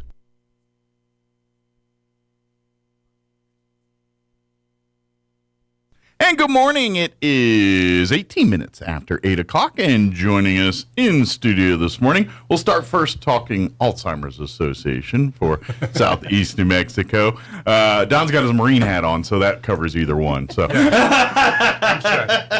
My Alzheimer's shirt and my Marine hat. There you go. I'm ready to go. But talking Alzheimer's Association right now first, Don Weld back with us. Good morning, Don. Good morning, Mike. And, how you doing? And Kim, who wears multiple hats too, but Yes. just an Alzheimer's hat this morning here. Just an Alzheimer's hat this morning. Good morning, Kim. How are you today? I don't have an Alzheimer's hat. Maybe I should get one. Yeah. Well, we got plenty of shirts. That's what we need. Plenty of Plenty of shirts. shirts. Yeah, but maybe a hat, at least maybe for the volunteers. Yeah. There you go. You know, because there'll be a lot of purple, and that might be the identifier. Is the There hat. you go. I'd like a purple hat. Yeah. I think it'd be great. And you don't see a lot of purple hats. Unless you're a Minnesota Vikings fan, there's not a lot of purple hats up. Or a Lakers fan, I guess. Yeah, that's true. Lakers do that too, don't they? Yeah. But first off, good morning. And for folks that aren't aware, we have a great organization here in that really covers Southeast New Mexico, but is based out of Roswell here for the most part.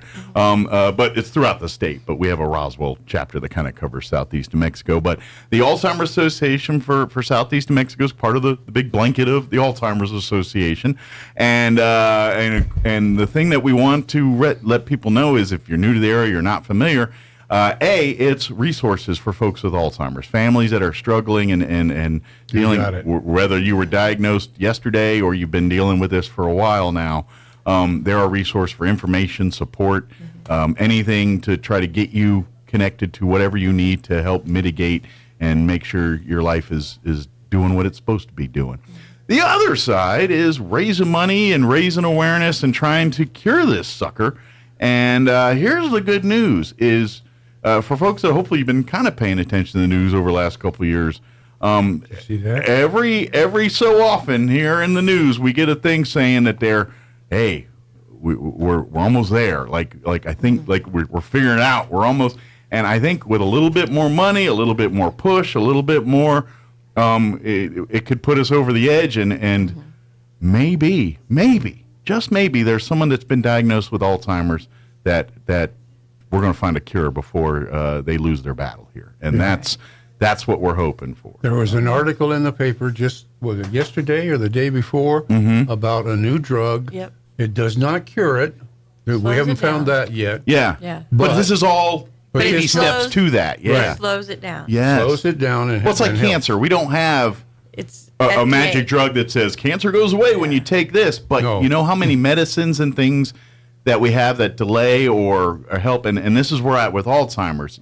If you got an Alzheimer's diagnosis 20 years ago, your life expectancy was way shorter than someone that gets that diagnosis today. That's and it's right. thanks to medicines like this. And this sounds like here's another level to say, all right, we found another way to provide more quality of life for folks till we get this cure. Slow it down a little more. And this drug is good for people in the beginning stages. Okay. So you start taking this drug and early diagnosis, Okay. you may never reach the heavy part of Alzheimer's. You know, Interesting. So that's what I think. That's is a cool. blessing in and of itself. Yeah. It You is. know, I mean, obviously, we're all going to go. It's just a question of, how. But if we can do it where the Alzheimer's, because that's the roughest part, is those last stages where the patient in and of itself is pretty unaware of what's going on, but the rest of the family is dealing. And that's I mean, it's hard for the patient, but that's really the hardest time for the family, too, because that's when, especially younger people that don't understand fully the disease and they take whatever's happening personally. And that's, so if we can avoid some of that, that's a good thing. To me, and especially when you have a parent with it already, and you know to look for your 10 warning signs. Right. And so it makes me feel a little bit more comforted if I catch it early for myself and then start doing that, so my children don't have to go through what I'm going through with my mom. Well, and that's the thing here is you have to, if you have a family history or things like that, that's certainly something you. But anything you can do to kind of. And then that's even so. And I'm kind of curious, since we're talking about the new drug here, as far as screenings, things like that, is there any kind of that or any benchmarks at this point where they say you have to fit the requirements for it, and you have to be in the earlier stages. But it is FDA approved, and I think it's now Medicaid approved too. If I'm right. Because there's one of them they were trying to get Medicaid and Medicare. Medicare, I think, is Medicare. I think that's what I saw in the article. Yeah. Medicare One of them will, just, but Medicaid hasn't okayed it yet. Okay, but imagine it's a matter of time. But the note or the key point was what Kim said: early detection. Yes. Early detection. The sooner you get and find out, okay, I do have Alzheimer's. I'm going to go through these stages. As soon as you find out, that's when you want to start. And this is where I'm naive on this. For say breast cancer, it's like get your mammogram, start here for your colon cancer. They're like get your colonoscopies at 45 and things. Is there any kind of benchmark like that with especially families that maybe have history? I mean, obviously, if you don't have any history, maybe. But if you have a history of colon cancer in your family or breast cancer, they say, okay, you need to start checking a little earlier. Right. Is there anything in the Alzheimer's world that are screenings or anything that families, especially with a history here, can start? Usually they go getting to onto and checking. The neurologist. The neurologist. Yeah, go to a specific doctor if you have any kind of an indication at all. Okay. We're all going to go through forgetfulness and I walk into a room, what did I come here for thing. Right. That's going to happen. Sure. But there are other things that you want to watch for. And if you have any indication or think you might be headed that direction, that's when you want to go see that neurologist. So what's a good age to think, okay, well, maybe this is not just me being senioritis and this might be, I mean, is it 40s, 50s? There's actually people diagnosed at 45. Okay. Yeah. And so from 45 and up, you need to start. So especially if you have a history of family members that have Alzheimer's and you're in your 40s, you're like, okay, maybe I should start talking to doctors and having them look a little deeper than maybe you normally would, just because there's a family history here of Alzheimer's. So. And out of all the subjects that people can discuss with me when they walk up to me while I'm at an event, most of them tell me that they're afraid that they may have it. Most of them. And so I think most of the time they're afraid to take that extra step and go to their doctor. Because in the back of their mind, well, maybe not. Right. But when they see me out. It's a maybe or until see you guys Dawn get it. out. They see the T-shirt and they say, I really think maybe. And so I talk to them a few minutes about those warning signs, and then I always encourage them, go to your regular doctor. Your doctor will give you a small screening, and then they'll refer you out to a neurologist and just look at it deeper. What will it hurt? Excuse me, absolutely. Yeah, that's and like you were saying earlier, and I think for your own personal side that the knowledge of what you can do is a comfort for you, and I think gives you some And I think control over the subject. Yeah, and I think, and I imagine families that battle cancer and some of these other terminal illnesses also have that same mindset. It's like I know what's coming. I want to prepare myself one way or another. Right. And by the way, maybe there's things to slow this down that I can be doing to keep it, buying time. And to be honest, we're at that stage with Alzheimer's is we're in the stage of just trying to buy more time. We're going to buy as much time as possible so we can get to something where we say we're not only are we're mitigating it, but we're reversing the signs and curing this. Right. And we're at the part where we're delaying it. We just got to hit that hump where it goes from delaying it to actually reversing it and starting to get rid of it. And that's, like diabetes, we're right there. Yes. Alzheimer's are right there. We're just needing these little pushes, and some forms of cancer, right? Yeah, there too, and I'm not trying to sound popular and things like this, but there's a lot of people in the cancer world. They get a lot of money. There's a lot of people with diabetes. They're throwing money. Alzheimer's doesn't impact as many people. I'm not saying there's not a lot, but the numbers. So therefore, you got to push harder to get the funding and things because there's not as many people that it's on their radar. Did you know that more people die of Alzheimer's or dementia than they do of a heart attack or women's breast cancer? Wow, I didn't realize the numbers were that. 1 in 4 that pass away over the age of 65 have some sort of dementia or Alzheimer's. Okay. 1 in 4. Wow. So you can line up 10 people and count 1, 2, So the numbers 3, are 4, way bigger than 1, people 2. realize. And That's right. And it's increasing, especially after COVID. And you wonder how many of that's the silent, like you said earlier, that have it and fear they have it, but don't know if they actually have it. And technically, they're not in the statistics because no one's done any screening or anything. They're too embarrassed to come forward. They don't like change. Well, I don't even know if it's embarrassed. Might be some of it, but part of it is a fear, I think, and the other part is too because I agree. Part of it's a cultural thing. Sure, I think a lot of us feel you want to be independent. You don't want to live your life where you're relying on someone to do things for you to get through your day. Right. Not everybody, but most Americans kind of have that in them. They're like, hey, I'm good. I don't need your help. I can handle this. And that's the moment you have to accept. I am no longer in control of everything I do.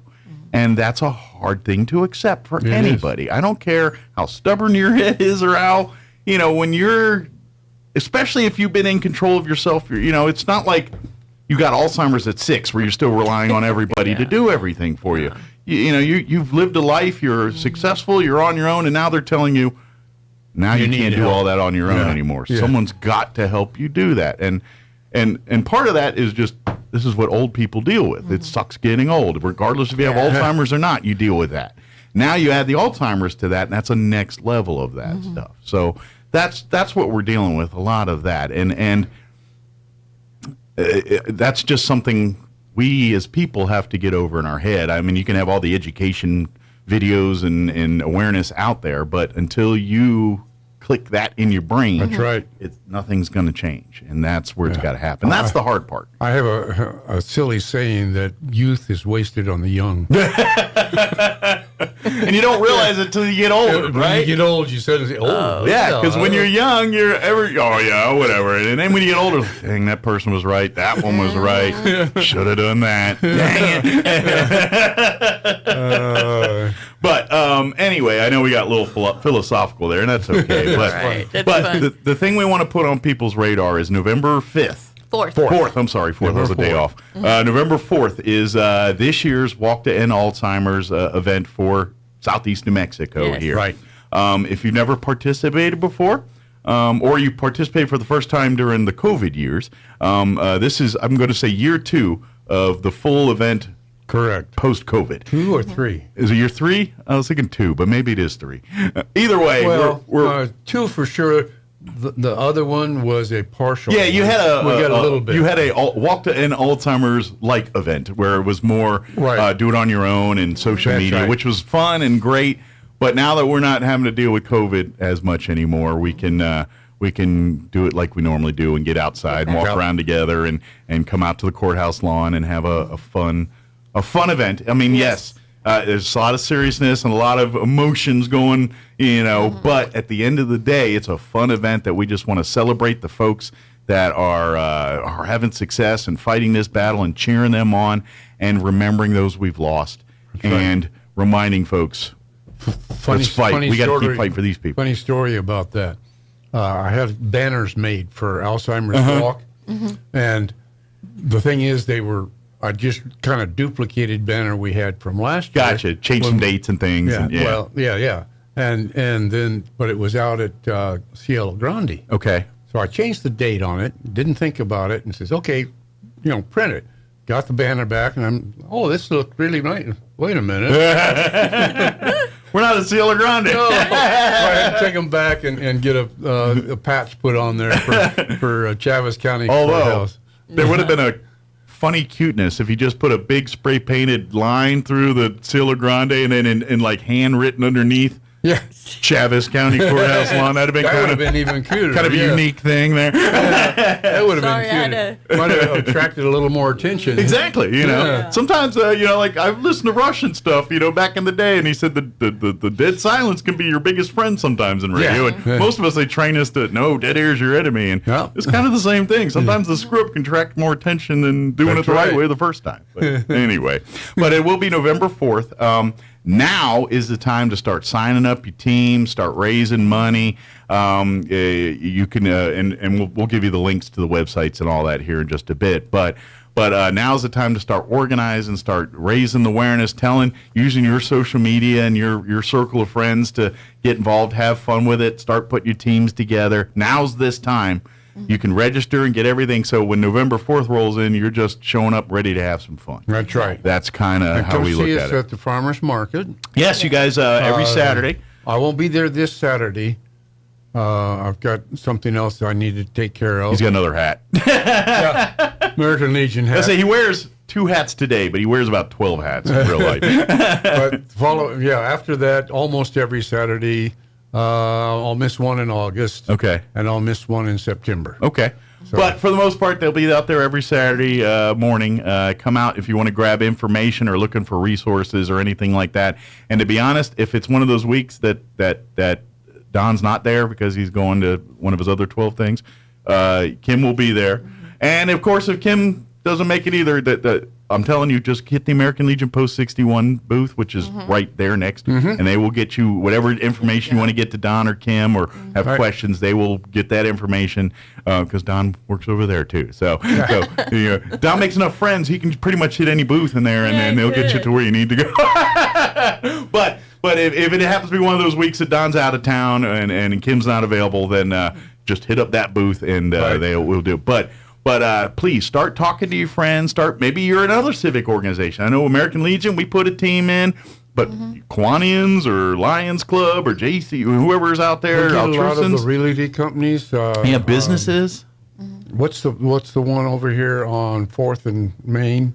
I don't Berkshire. know. Oh, Berkshire Hathaway, yes. Yes, they have done a walk in the past. Good deal. I think Pioneer Bank and usually businesses did. So come on out and. There's no requirement either if you're a business or if you're just 4 people that said, hey, I want to do this, and that's right. Come on down. We have many people that show up the day of just one person. Yeah. And they just make friends right away and just walk with someone. This is what it's about. Sure, we love the prerequisite because we do want to raise thousands of dollars to help folks with Alzheimer's in research and resources and all the things that this money raised will be going towards, because the money goes to the scientists and the research, but a lot of it also goes to support groups and family resources and things. So it covers the gamut to the boots on the ground money needs to the people in the labs and stuff that are trying to break through this too. So and we have a pretty hefty desire. Our requirement for our raising the money we need to raise, so that we can provide those extra amenities, those things that the people need out. Yeah, and especially when you're out in a remote area like we kind of are in South. I mean, we're even far from the Albuquerque branch, and they got So we really this is us raising resources for our own here and things. And when the national can't get to us, then we got some resources here to help families. And we still have availabilities for sponsors. Good deal. There's a whole it is November package. 4th. There's a few times here if you'd like to sponsor. That's a great way to get involved. you'll get we'll thank you a bunch and give you a bunch of mentions and T-shirts. You know, all the promotions and stuff. You're a part of that.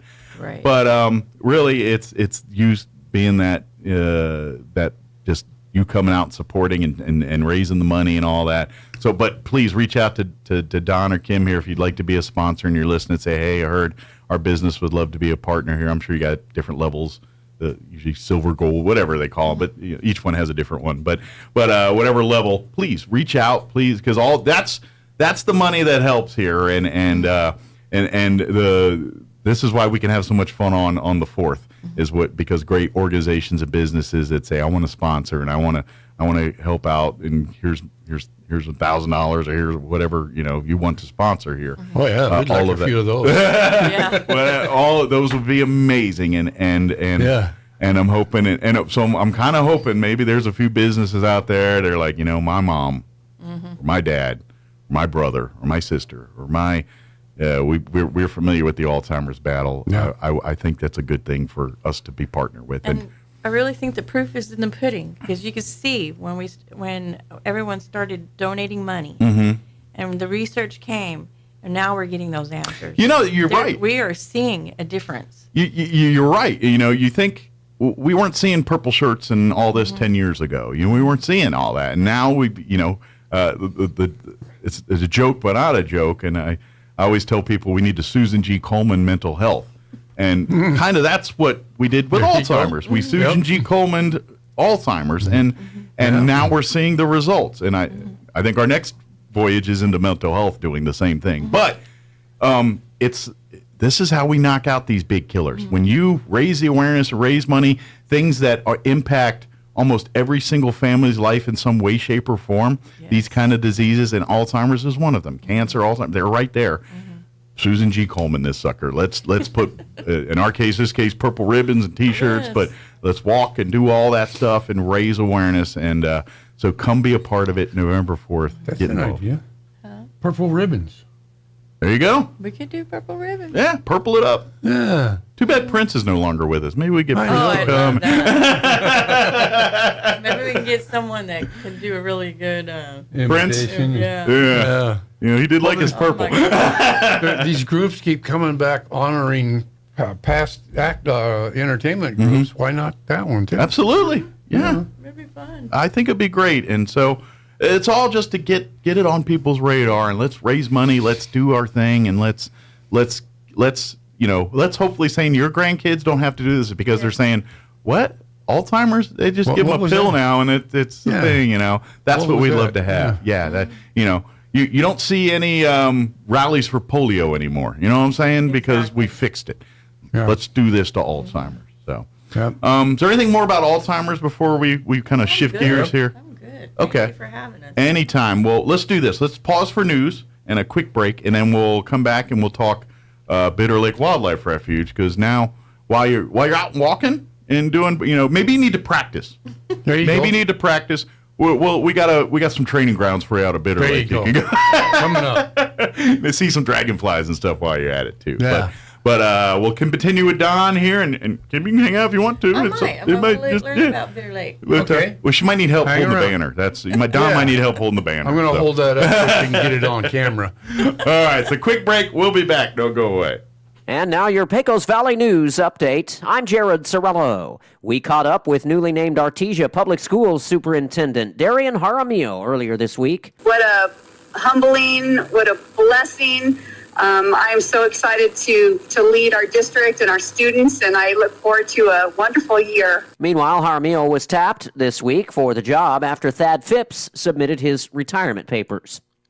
State regulators will investigate the possible presence of so-called forever chemicals in southeast New Mexico. The chemicals, known as PFAS, are typically found as byproducts of industrial processes and were recently discovered in oil and gas drilling fluids used in fracking, according to a study done in April of this year, which was funded by a group called Physicians for Social Responsibility. The group submitted their findings to state health officials, prompting the state to act. You're up to date. Local news. I'm Jared Sorello. You've heard of a Four Seasons room, but have you heard of a Four Seasons window? Jennifer here from Trustmark Roofing and Windows. It might surprise you to learn many windows are built to handle only the cold or only the heat, but not both. In Southeast New Mexico, one or the other doesn't cut it. That's why Trustmark windows are built to handle our 4 seasons climate. The scorching summers, the bone-chilling winters, and everything in between. Special glass coating blocks extreme UV rays. A stout frame prevents warping from the extreme weather changes. And insulated glass is like putting your home in a giant styrofoam cooler in the winter and keeps cold out and warmth in. And in the summer, it keeps heat out and cool in. For our 4 seasons weather, get 4 Seasons windows. Call today for your no-obligation spring window assessment. 575-755-7663 or visit TrustmarkRoofPros.com. Trustmark Roofing, we put people first. When you or a loved one need medical transport, cost and ability to pay shouldn't get in the way. That's why Trans-Aero Medevac, through the generous support of the Written in Red Foundation and PY Foundation, provide air ambulance memberships to the residents of Eddy County at no out-of-pocket cost. As an Eddy County resident, as long as you're flown by Trans-Aero Medevac, Trans-Aero will accept your insurance or third-party payment with no additional out-of-pocket expense to you.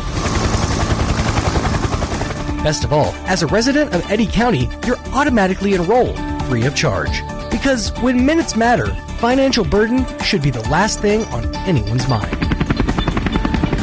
You have a choice. Be sure to request Trans-Aero, a streamlined, personal, patient, and family-friendly air ambulance service.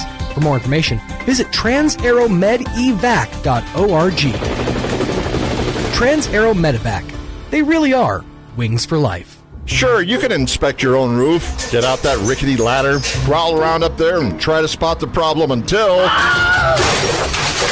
Or you could call the experts at Do Right Roofing. Do Right Roofing has quality products for any type of roof. They can even install seamless gutters. Do Right Roofing will inspect your roof and give you a free estimate fast. Keep your feet on the ground. Call Do Right Roofing today. 575-623-2273. Let Do Right do your roof right. Find them fast in names and numbers. They're watching you. They see your social media posts. They follow your family, your friends, and your interests online because they're planning on taking your money. All of it. They're con artists. They'll use your social information to build your trust and lure you into once-in-a-lifetime investments with promises of high guaranteed returns. But it can be avoided. The Securities Division of New Mexico's Regulation and Licensing Department can help. Learn to spot the red flags of investment scams at rld.nm.gov/red flags or call 505-476-4580. It's possible to turn peanut butter into diamonds. Peter Pan tried it with his buddy Skippy, but they couldn't do it in a jiff. Here's Mike Winters. And good morning. It is 8:45 and same people, different hat. There you go. Change of hats. Don Weld and Kim Ryan joining us. Don is with Friends of Bitter Lake Wildlife Refuge. Kim is just hanging out and supporting at this point. Yes. But she's a friend too. She's a friend of the friend. Yes, there you go. But first off, good morning once again. And for folks not familiar with Bitter Lake Wildlife Refuge, if you're new, you get a pass. Okay, you're new to the area, you don't know. But if you've been living here your whole life or a long time or been out to Bitter Lake Wildlife Refuge, you've messed up. You need to fix that. You need to rectify that right now. You've lost out. Exactly. You are missing out. Bitter Lake Wildlife Refuge is the oasis in the desert here in Roswell. Yep. It is not bottomless lakes. Bottomless lakes, you can go out there and boat and splash around and do all those fun things that you do at a state park. God bless you. Let's have fun there. When you come to Bitter Lake, you are a visitor. That is the home of the wildlife and animal life that call Southeast New Mexico home. It's also a migratory pilot flying jay for your migratory animals that fly south for the winter and fly north for the summer. They fly into like a pilot flying jay and refuel and rest up and then move on with their journey. Right. But that's the main purpose of it. We just come and watch. We just come and see. We don't come and camp and pop out our beer cans and do all that. That's for bottomless lakes. Bitter Lake is a place to see what wildlife in Southeast New Mexico is like. Yep. And, of course, if most people are aware of Bitter Lake for their biggest annual event, which is just around the corner, the 2023 Dragonfly Festival is coming up here this first part of September, as it is every year. That's right, Kim, is your job now. I'm doing good at this. And it is the 2023 Dragonfly Festival right there. Can you see it? If you can, yeah, you can see it on there. Yeah, you can see it. If you could see the phone number, 575-244-6256, that's a number you're going to want to know right now if you want to book tours or be a sponsor or do anything as part of this year's Dragonfly Festival. So, good deal. Anytime after August 1st. August 1 is when everything goes hot. Start making Reservations and all that. Okay. For the tours. Okay. What's the date this year? September 9th. It's usually right around the 9th, 10th around every year. I just didn't remember off the top of my head. I always remember it as the first Saturday after. I always know it's right around 9/11. That's I just know that's usually my ballpark. It's right around 9/11. What type of tours do you have? These tours, now if you get out there for the early bird tours, yes, they will take you to places a little different than the normal. So a little bit more remote parts of the refuge. Correct. There. Gotcha. Okay. Now I'm not sure. I think one of them actually goes out to what is the true Bitter Lake. Okay. Bitter Lake itself. So if you've never seen the Bitter Lake, that might be one get on one of these other tours, and you might get to see it for the first time. It's pretty far down. The water levels are really it's hot. It's hot, and we had kind of a monsoon season there in June or May, around there, and the real monsoon season is yet to take fold. Let's hope we get it. I'm hoping. I'm a little worried we're not going to see one. But, let's hope we get it because we need that water. So, so that's what the morning ones do. Okay. And then throughout the day, Saturday, there will be other tours. Yeah. That a guide will take you around. And I think there's categorized as 3 different tours. There's the early bird tour you're talking about. Then there's the Dragonfly tour. Right. And that's where you focus mainly on the dragonflies of Bitter Lake. And then there's the wildlife tour, which covers some of the other plant and animal life that's part of Bitter Lake here. Yeah. So the Dragonfly tours, a lot of times what they'll do, they take you to a spot. You drive down and pointing things out, go to a spot, and the guide will quite often go out and catch a dragonfly. Okay. Got a little net. And bring it back. I feel like that's hard to do. I've seen them things buzz around and they move. Well, they're butterfly nets. So you can catch a lot of things in those butterfly nets. Better tool. Your hand's not so good. No, it doesn't work. But you bring it up so that you can look at it nice and close. There's actually time when they'll take the dragonfly very carefully and let one of the kids hold the dragonfly. Oh, nice. So that's got to be a cool experience because how often do you get to do that? That's right. It's like holding a hummingbird. When do you ever get to do that? Never. Yeah. And the other thing is we're going to have a butterfly release. Every year we have Are these the monarchs? Monarch butterflies. Which are endangered? Very much so. If you ever want a fascinating, you want to learn some cool stuff, go just Google the monarch butterfly and learn a little bit about the migratory. Literally, there's generations that are put on this planet just to get the herd from point A to point B. That's their whole point in life. And they go in steps. To see it. Yeah. They all hit my car. Please go around me. Don't hit me. There's thousands of them coming through. It's really interesting. But so in the last couple of years now, you guys have kind of grown, raised, they kind of get the larvae and make some, and then the kids get to come and release them. That's right. When they're ready. There's a place back Midwest. I think it's Illinois. Don't quote me on that. Anyway, we send to them, and they send us butterflies that are in a tupper. Topper, is that what it's called? Yeah. Are they still the larvae at that point, or are they actually butterflies? Full butterflies? Oh, okay. So we get them, and we let them out and let them get into a caged area. Okay. Set them. They flex their wings and get up and get going. Familiar with the environment and everything. I'm ready to go now. Give them a little sugar water or something. So then the day of, we can take them out one at a time and let a child release them into the refuge. They get to look at them and hold them, and sometimes the butterfly will just sit on their hand, and other times it'll go, I'm gone. Nice. Let me out of here. Now, is that around the season where they do the migration and stuff? Yes, part of it. So will they kind of join the flock when they get there kind of thing, or will they start a lot of them heading that way? A lot of them will just hang around the area and do their sexual things. Okay. And leave. So make the next batch to go south. That's basically. right. Okay. We try to plant milkweed there are several varieties of milkweed. In this area, we plant the milkweed. So you try to make it as like, hey, come you're on, tired, come rest. It's a nice place. That's what they lay their eggs on. Comfortable bedding. The milkweed. They go to a lot of other flowers to get their nectars. Okay, but the milkweed's like their substance. Their meat and potatoes kind of thing. And, well, that's their nursery. Gotcha. Okay. Yeah.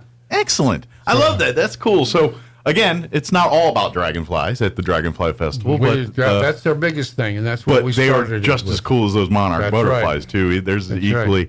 Right. But it is a day. It's a whole. It's usually the Friday night. There's going to be usually an evening event. Friday night, and I'm going to have to find out for sure. It's either a raptor or bats. Okay. I think there's one of those. Maybe you can combine them a baptor or something like that.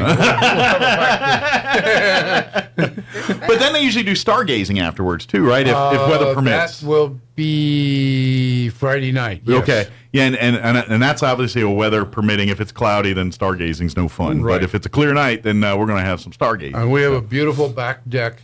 We can turn off the lights and we can get a nice view. And you don't have the lights of the city to disrupt that. So we're out far enough that we get away from that. One of the things, you're very lucky living out here in southeast New Mexico. You go back east, you don't get many opportunities to go out to the middle of nowhere and just have dark. I mean, you can get kind of, depending on, but not like here, boy. It's a different world. I could tell you a funny story about that, but another time. Not like here. It's certainly... So that'll be the Friday with those events. And then Saturday, pretty much all day, they'll be doing the 3 tours, except for the early bird tour. That's just once in the morning, hence the early bird part. Basically, the festival starts around 10. Okay. But the early bird tours start around 6. When you call in, make reservation. I think the early bird, and then about 6. And they're pretty much on the hour through the day there, and you get your times. It's completely free, doesn't cost you anything to tour, but you got to get the reservations, and they will fill up fast. So when August 1, when we go active with the sign-ups here, make sure you go it closer to August than September 10th or 6th or something like that. It may not be. By mid-August, the things are pretty well filled up. Yeah. So you're going to kind of have to pick and choose the leftovers. Exactly. So to especially if you have a limited window, you're like, we're going to be there half a day or I got in there. Then you want to get there early to make sure you can get the times you're available. Right. There's lots of stuff to do if you're waiting in between your tours and things like that. They're going to have booths and various things for you to visit for the kids, for mom, for dad, for everybody there. And there will be, the Boy Scouts do a hot dog hamburger. Yeah, they're going to be your friends out there because they're the food people. Right. And at some point during the day, you're like, I'm a little peckish. And you're going to want to see the Boy Scouts. And we're going to have a food truck this year, but it's for ice cream type things. When it's still 107 in September, you're going to let it happen. You're going to go by and get your ice cream if you can keep it in the cone long enough. That's right. Don't share it with the animals. They don't want it. No, they don't care for it. No. And we will talk to all of the snakes and things and tell them, okay, go away for this day. That's right. Yeah. Well, and good news is the animals, especially those kinds, they do their work in the morning or the night. That's right, pretty much. And generally when it's, and that's a pro tip. If you want to come out to the refuge this weekend or any time between now and then, if you're looking to see the animals do things early in the morning, get there at daybreak or around dusk. That's when they're out, running their errands and doing their food and doing the things, like living their life. During the day, it's too hot. They're sleeping and hanging and hiding out and staying out of the heat just like you are. So they do their best work. So if you go at noon, you're going to see a lot of cool plant life and stuff. But the animals are going to be like, showtime's not till this evening. Sorry. They're hunkering down. Saying, I'm not getting out in that hot. Yeah. So that's the good news. But be mindful if you are out there walking around. Plenty of water. Good walking shoes. Stay on the pass. Do not venture off the pass. This is a refuge. This isn't like a state park. Their paths are there because we know people can go there without messing up the ecosystem. That's right. You start venturing off those paths, you start messing up the ecosystem. We don't want that. So stay on the paths. Insect repellent? Good one. If you're going out this summer, look for DEET on that, by the way. That's just a good tip. Yes. Whenever you buy insect repellent with DEET. DEET's usually the one for mosquitoes and stuff. Because there's biting flies, things like that.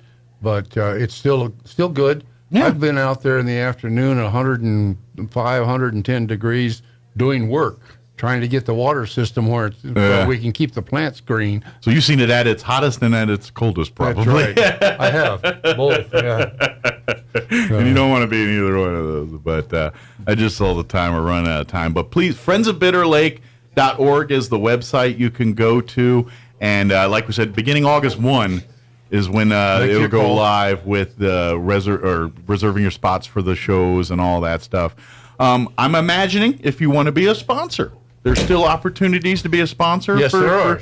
As we are with the Alzheimer's. If you want to support Bitter Lake, which is this is a great way to do it, come be a sponsor for that. That's right. Come be a friend. You can still be a friend. That's a volunteer organization that does service projects and things out there too. We have At the Nature Store, which, by the way, is probably your best prices in town for books, T-shirts, etc. And a great way to support Bitter Lake, because that's all run by the friends, and all of it goes back to projects and things at the... There are membership forms for joining the members, and there are sponsor forms for sponsoring the Dragonfly. Nice. So please, please come out, and then mark it on your calendars. I'm telling you, if you've never been to the Dragonfly Festival, get out to the Dragonfly. Enjoy it's such a fun thing. It's really have a good time. And if you've never been out to Bitter Lake, go out there. If you're thinking, man, Roswell's brown and and literally drive a couple miles out to Bitter Lake, and you're going to see a different world. And you're just like, I can't believe this is Roswell, or we're in this area. You know, it's about 9 miles out Pine Lake. Yeah, it's about a 10-minute drive, depending on how fast you drive.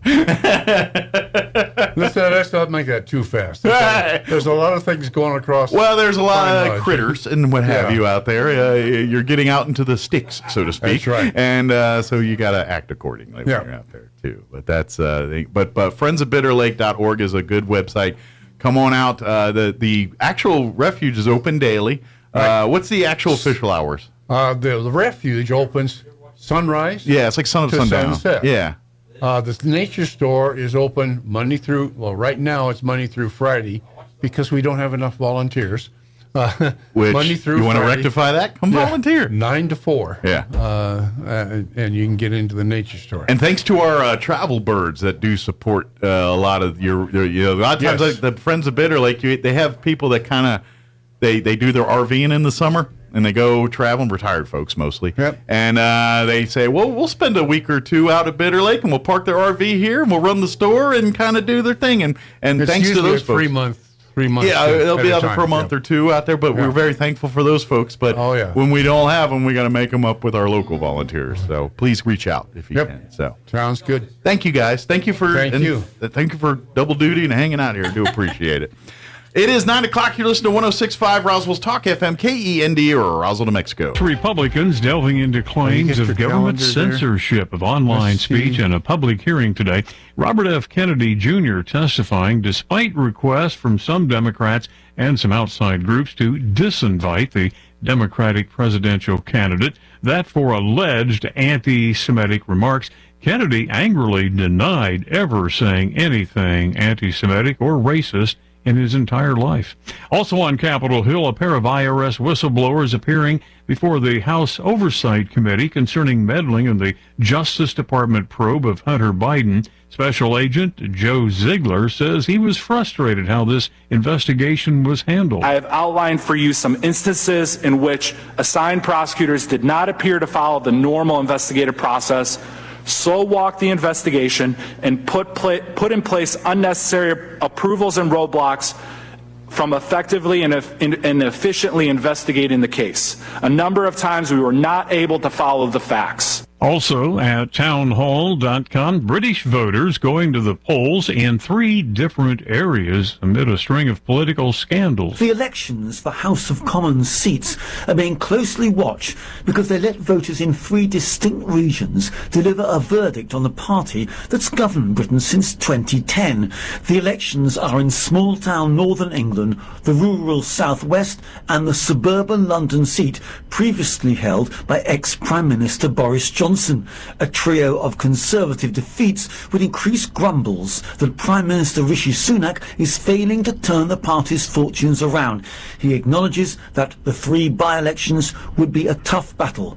I'm Charles de Ledesma. And more on these stories at townhall.com. Everybody wants cheap airfare, but where do you find it? You call low-cost airlines. Their prices are direct from the airlines, and they're so low you can't find these fares published anywhere. They specialize in cheap flights, discount hotel rooms, cheap car rental rates, and great package deals anywhere around the world. Wherever you want to go, they can help you get there cheaply and with a best price guarantee. If you want the lowest prices on your airline tickets or other travel services, call now.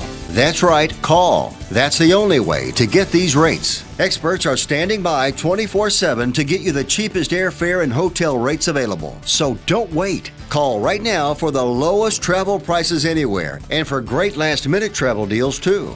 Call 866-755-5300. That's 866-755-5300. Again, that's 866-755-5300. Call us right now. 4 additional former Northwestern football players coming forward to say they were also subjected to extreme sexual hazing while at that Big Ten school. Former quarterback Lloyd Yates. The culture was so strong that we felt we had to go with it to survive, to be respected, and to earn the trust within the football program. Warren Miles Long was a running back in 2013 at the school. Unfortunately for us, we were incoming freshmen, so we had no reference point to know if this was just a college football thing or just a uniquely Northwestern thing. A jury in Florida awarding $800,000 in damages to a little girl who received second-degree burns when a hot chicken McNugget fell on her leg as her mother pulled away from the drive-thru at McDonald's. The child was 4 years old at the time of that incident. Breaking news and analysis, townhall.com. American Airlines reporting a $1.3 billion profit for the second quarter. The figure continues the run of strong results from the nation's airlines. The results beat Wall Street expectations. American and other airlines are getting a boost from strong ticket sales as travel recovers from the pandemic, and they're being helped by a huge drop in the cost of jet fuel. That is correspondent Jeremy House reporting. American also raised its forecast of earnings for the entire year. The Labor Department says fewer Americans applied for unemployment benefits last week. Applications for jobless claims fell by 9,000, down to 228,000 for the week ending July 15th, from the previous week of 237,000. On Wall Street at this hour, the Dow is up 272 points, S&P down 13. More on these stories at townhall.com.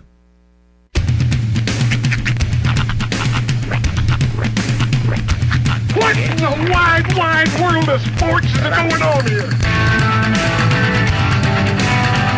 I promise you, whatever scum did this, not one man in this force will rest for 1 minute until he's behind bars.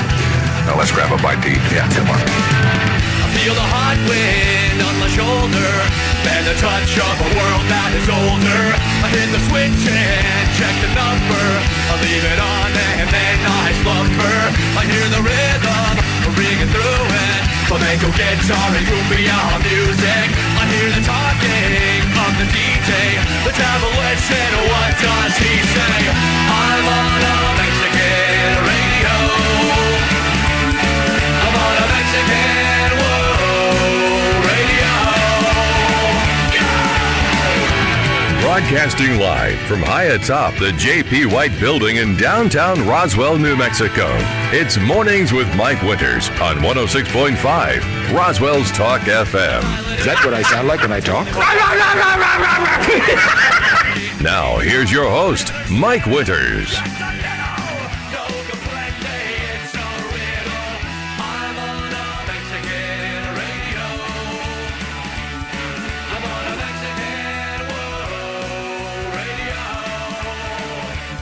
And good morning. It is 6 minutes after 9 o'clock. Welcome to hour number Tres Inviernos. Mornings with Mike Winters, right here on 106.5 at Roswell's Talk FM. Uh-oh, he's hunting. I could tell. I saw the look. It moved, Sean. It's on the window. There's a giant fly, and I was sitting there talking, and I saw the look in Sean's eyes, like he was on point, and he just left the room to go get the fly swatter. It was on the window. I just saw it on the window. So he's hunting right now. Oh, not yet. These are the mongoloid huge flies. You gotta hit them hard, or they will not die. Yeah, you gotta put some elbow grease. Stank on it, apparently. Yeah, those are. They laugh at a tap. Yeah. And they disappear as soon as they see a fly swatter. I swear they're smarter than we're giving them credit for. They're going to unionize and come against us. Exactly. So they are taking over. Happy Thursday. Yes, welcome sir. to Hour 3. Hope all of you are having a... Did you even do Trace Inviernos, or did you go right to the... I just the saw, moment's passed, man. I just talked, and I saw the look in his eye, like, he's on. It literally had the look of... You should buy tool. Like, where's my swatter? It was right behind your head. It was right there, too. I was like... Yes, very good. Very cool. But it still lived. It's wounded. It's taken some time to regroup, I think. Yes. Rethink its strategy. Absolutely here. They will be back, and in bigger numbers. And that's the thing with these flies, man. It's like I only see them in this building, and it's usually like right around this time. I don't know if they just have, and they all look. They're not like. Yeah, they're not just flies. They're literally the size of a. I wouldn't say like a beetle, like a cockroach almost. Like a lima bean. Kind of, yeah. About the size of a lima bean flying around here. And they fly slower than the other flies. And you got to whack them hard. Because if you just do a casual fly whack, like you just did, it bounces off their fly back and just it laughs at you. Bounced, and then got up and took flight again. Exactly. Hey, we're gonna have the folks from the DA's office join us this hour. We'll have a lot of firearms out in the green room right now. What's that? An awful lot of firearms out in the green room right now. I was eyeballing. I was like, everybody's packing. I noticed you were kind of sitting upright a little bit. Like you're like, hey, maybe I should. When there's firearms in the building, you pay attention. You mind your P's and your Q's. Exactly. By the way, do you know what that's from? P's and Q's? Yeah. I've heard it, but I don't remember off the top of my head. So it's an old colloquialism that from I want to say the 1800s. It's mind your pints and quarts. Okay. It's for if you're in a bar and a situation's uprising or whatever. Give me a pint. Mind your pints and quarts. It's a good. I see that. So British, I'm thinking. Yeah, it's a British. Because we don't really say pints and quarts when we ask for beverages here. I have a pint. Yeah, I mean you could, but generally people do not. So. No. Usually people's like, let me get a handle. If you've got a problem, I mean. Although I feel better, I want a tankard. A tankard it's so funny to me because tankard always seems like it sounds tastier than it actually is because you're a tankard of ale because you're still drinking ale. It's not fun. But a tankard just didn't sound as threatening to me. It does. It seems more like with the boys kind of tankards of ale. Mind your P's and Q's, an English language expression meaning mind your manners, mind your language, be on your best behavior. I knew that. But, that part I knew. But the P. The English pubs, ale is ordered by pints and quarts. So in old England, when customers got unruly, the bartender would yell, mind your pints and quarts. Nice. Okay. There you go. Very good. And now you know. All right. Well, Who says morning radio doesn't teach you stuff? Yeah. Now, but when I always thought of the P's and Q's, I always thought of the local grocery store as a kid, the A&P. And I don't know why I connected those two, but I always connected those two in my head. I've never seen an A&P, but I did for the first time in my entire life see an AM/PM when I was in Vegas. Those are usually convenience stores. Yeah. AM/PMs. Oh, it was convenient. Yeah. It was right there on Fremont Street. Where A&P is a full-on grocery store. AM/PM is like a Circle K or 7-Eleven or something. We had some. We didn't have as many of them back in the day, the AM/PMs. I remember seeing them. And then when I left the D.C. area, Wawa blew up. I didn't know anything about Wawas till then I came back and every corner there was a Wawa all of a sudden. Which Wawas are delightful. Wawas, I've never gotten to experience a Wawa, but based on what I've listened to with my podcast and stuff, they sound fantastic. They got a great cheesesteak from what I understand. If you've gone to a Buc-ee's or a Like a big Speedway, not Speedway. What are they called? There's a couple of them. Texas has them, and anyway, but they're Flying J. Yeah, but it's even more food than that. Like that's why I'm saying it's more Buc-ee's. Like they don't have all the knickknacks like Buc-ee's does. But if you want like a burger or a fish sandwich or a chicken fried steak meal, a lot of times Wawa has it, or salad, right? Or, it's way more than just a gas station and a convenience store. It's put it this way: there's not many gas stations out there that have their own song. Yes, but Wawa and there's a couple of them. I just can't remember any of the names right off the top. Is it? I'm trying to find the song. There's Quick Time. Quick Time. You ever been to a Quick Time in Texas? They're very much like the Quick Times in Texas. Mm-hmm. Quick Time. So yeah, that's what I was trying. I couldn't remember Quick Time for some reason. Is this it? Let's is this the Wawa song? They got their own song. They have several actually. There's like a rap song version. There's a love song version of it. I love the Wawa hoagies. It's all about their hoagies. You know what I used to find in Wawa's? And then I'm moving on. Yes. Wawa's always seem to have the weird combos flavor. Mm-hmm. Like when you go and you get combos and you always see the pizzeria, nacho cheese, and then they have weirder buffalo ranch, chicken, jalapeno, whatever. Mm-hmm. Wawa seems to have the weird ones. Really? The ones where you're like, oh, here's my salt and vinegar? Yeah. What, mustard and pickle? What is this? It sounds delightful, actually. People be sleeping on combos. Those are like one of my favorites of the snack foods. But I lean more pretzel than cracker. I know you're the other way around. I like cracker. Yeah. I'm a pretzel. I'm a cracker. But you know me and my pretzel obsession fetish. Let's just call it what it is. All right, it is 9:13. I reckon we ought to take a look at the weather. Probably should. We don't want to, but you're not gonna like it. But here it is, nonetheless. I'm meteorologist Steve Hamilton with your Pecos Valley weather. More heat coming up today. Our afternoon high around 105, a little bit breezy, and we get sunshine. Partly cloudy and mid-70s for the overnight hours. No big changes coming up on Friday. We will stay at around 100 with sunshine. Maybe a shower or thunderstorm on Saturday and mid-90s. About 100 and sunshine and breezy conditions on Sunday. I'm meteorologist Steve Hamilton, and that's your latest forecast. Thank you, Steve. Currently 83 here in Roswell.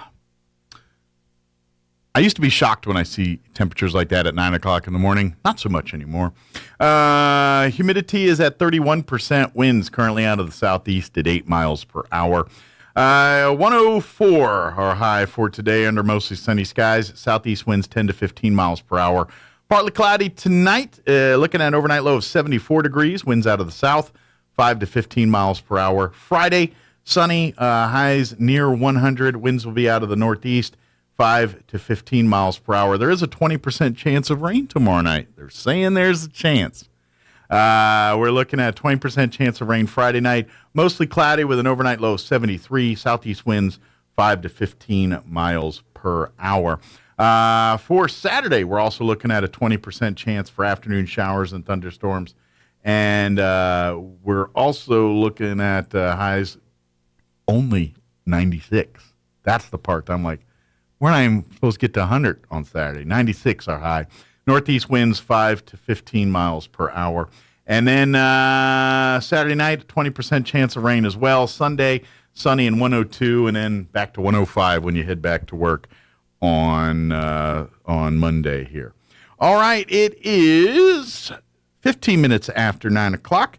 Let's go ahead and take a quick commercial break, and then we'll have our Deputy District Attorney and Lead Investigator join us from the District Attorney's Office here on the other side. Don't go away. You're listening to Mornings with Mike Winters. Hi, I'm Dr. Keon at Carabelli Dental. Same-day smiles are what we do. My passion is helping patients chew, talk, and live with confidence. That's why I'm one of the few doctors in the U.S. who can create beautiful same-day smiles with the latest digital implant technology. This procedure is life-changing. Just ask Sean. Hi, I'm Sean. I've been that voice that you've heard on the radio for most of my life, but I'm also a dad to 2 amazing kids. I've had a million reasons to smile, but in all my old pictures, I was never smiling. Truth is that life of improper care and being dealt a bad hand genetically, it left me practically with no teeth. It affected everything from the way I ate, the way I talked, and of course how I interacted with people. And that's where Dr. Keon and Carabelli stepped in. They eased my fears. They explained every step of the process in a way that I could understand, and they made me feel almost like I was part of the team. And now, I can't stop smiling. I have so much more confidence, and I love looking in the mirror now. I can't explain how much of a difference Dr. Keon's dental implant process made for me. Our team can help you find your smile too. Come see us at Carabelli Dental, 575-622-4455. It's an old story. You go on vacation, you relax, you have a good time, and then you come home to a world of disarray. Your mail is backed up. You have 100 messages on your voicemail. Your lawn is 3 feet tall, and your pool has developed a nasty algae problem. Well, the good people at BioGuard can't solve all your problems, but they can help you with your pool. So before you go on vacation, stop at Mays Lumber at 115 South Virginia in Roswell and ask about their special vacation plan. BioGuard has a wide variety of products that will find algae and take care of your pool. So when you come home from your vacation, you can depend on your pool to relieve your stress and not add to it. Because BioGuard guards more than your pool. They guard your time, your vacation, and your peace of mind. BioGuard at Mays Lumber, 115 South Virginia in Roswell. We cut to order, special order, products old and new. You can count on Mays Lumber Company. I once read, sometimes God will put you in a battle empty-handed so that when you get the victory, you'll know it wasn't you, but him. That made me think of the story of David and Goliath. David went into battle with 5 stones and a slingshot against a giant who had a sword and a spear. David was basically empty-handed. No one on his side thought he could win, and certainly the enemies didn't believe in him. What's funny about this story is that David probably didn't believe he could win either, at least not without God. He proclaims to the giant and to all of those who would listen these words, "You come against me with sword and spear and javelin, but I come against you in the name of the Lord. All of those gathered here will know that it's not by sword or spear that the Lord saves, for the battle is the Lord's." You see, David didn't need to know Goliath's strengths because he already knew God's. No matter what battle you face in your life, God is there to bring you through. It's not our strength that is important. It's leaning on the strength of our God. Join us at the Country Club Road Church of Christ for worship at 10 a.m. on Sunday, located on the corner of Country Club and Washington in Roswell. If you suffer from pogonophobia, you would not want to attend a party with the following people: Kenny Rogers, Santa Claus, Willie Nelson, the cast of Duck Dynasty, and 2/3 of ZZ Top. Here's Mike Winters. And good morning. It is 19 minutes after 9 o'clock, and joining us in studio this morning, make sure I'm getting on the right mics. You're on 2 and you're on 4. That's what I need to do. We have Deputy District Attorney Jonathan. See, now I was thinking Rolick. Did I get it right?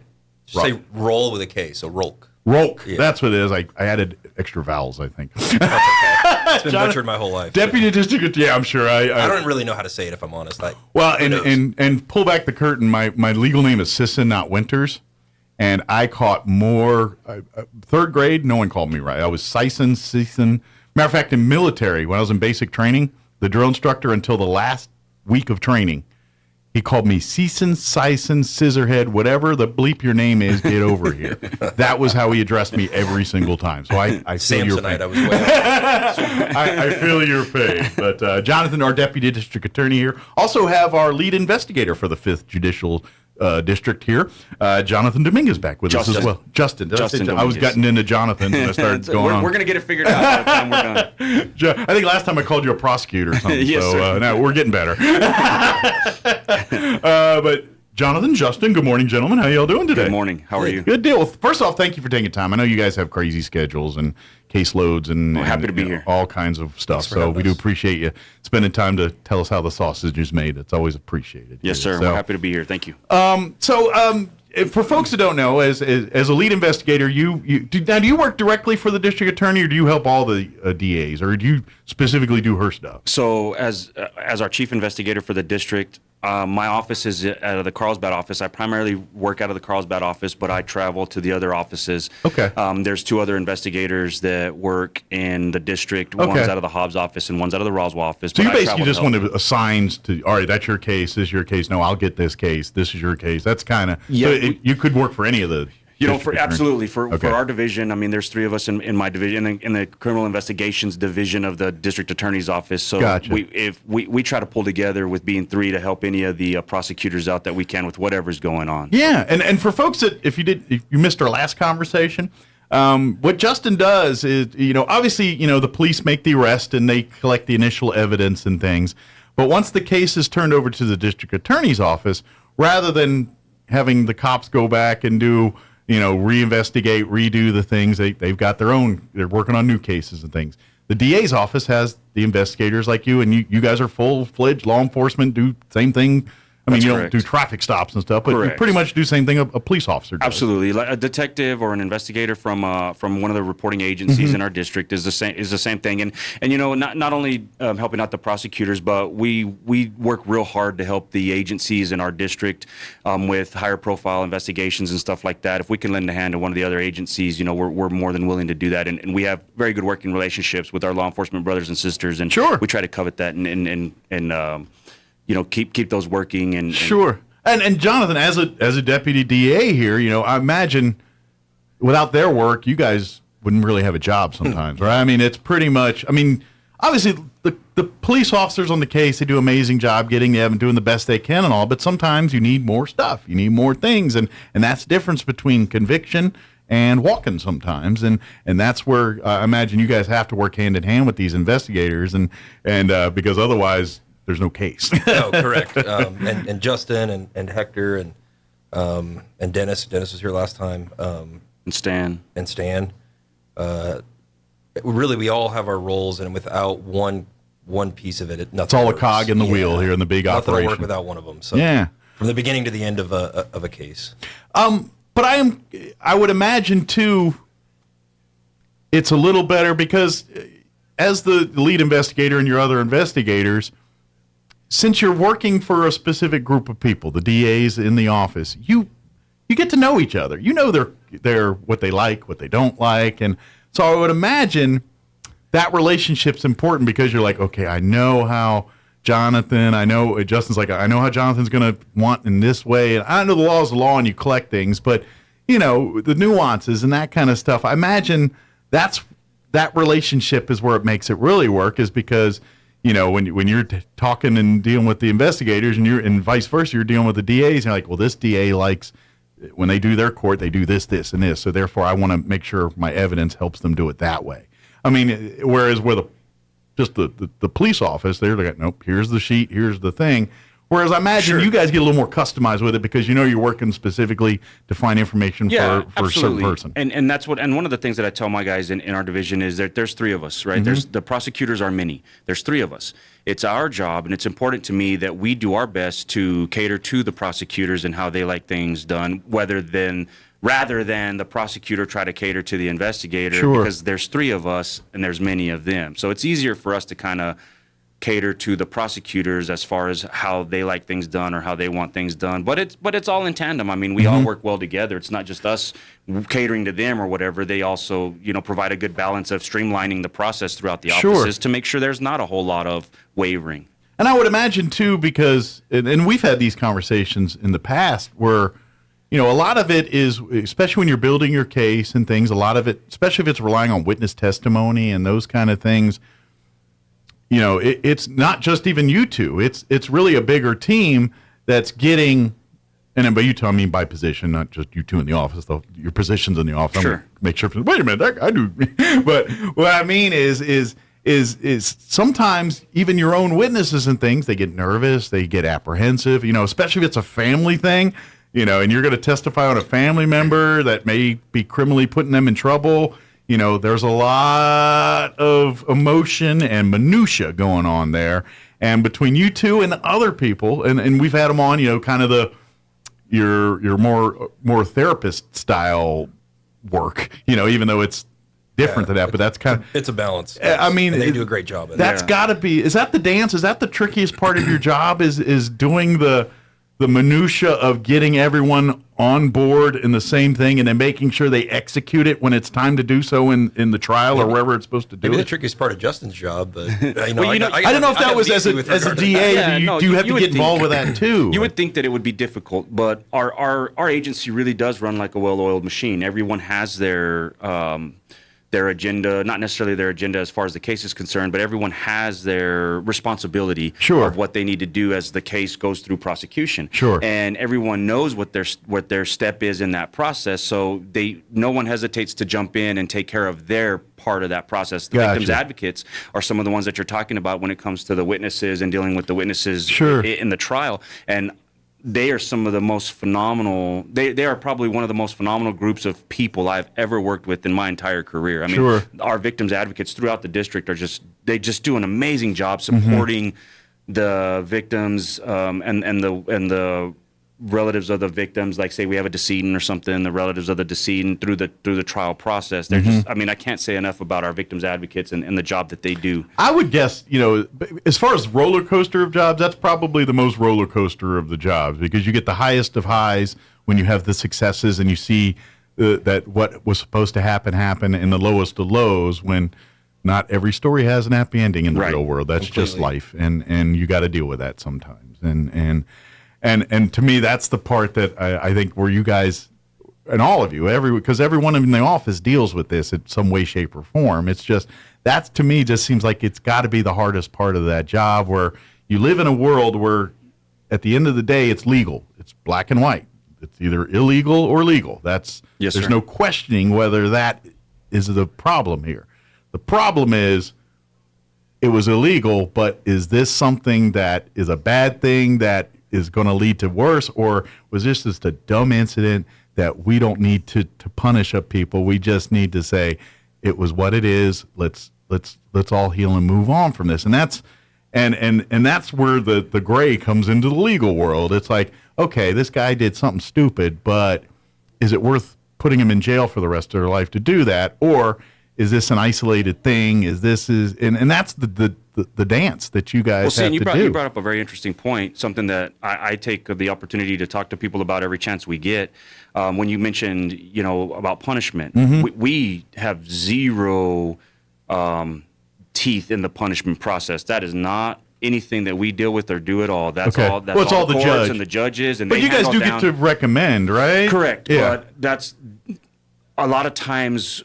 Some of our work gets confused with punishment or getting to actually talk about what happens at the end of the prosecution process or the trial process. And I just it's important. I learned in a class a long time ago, anytime we get the chance to educate the public on parts of what we do when there's misconceptions, I think that's a huge misconception that sometimes comes out, is that if there's a punishment that comes out, whether it's heavy-handed or very light-handed, that a lot of times the DA's office is viewed in part of that process, and we do not. It's ultimately up to the judge and the courts on that type of. But do you get some latitude, and this is probably more for you on this one, do you get more latitude on what you actually charge them with?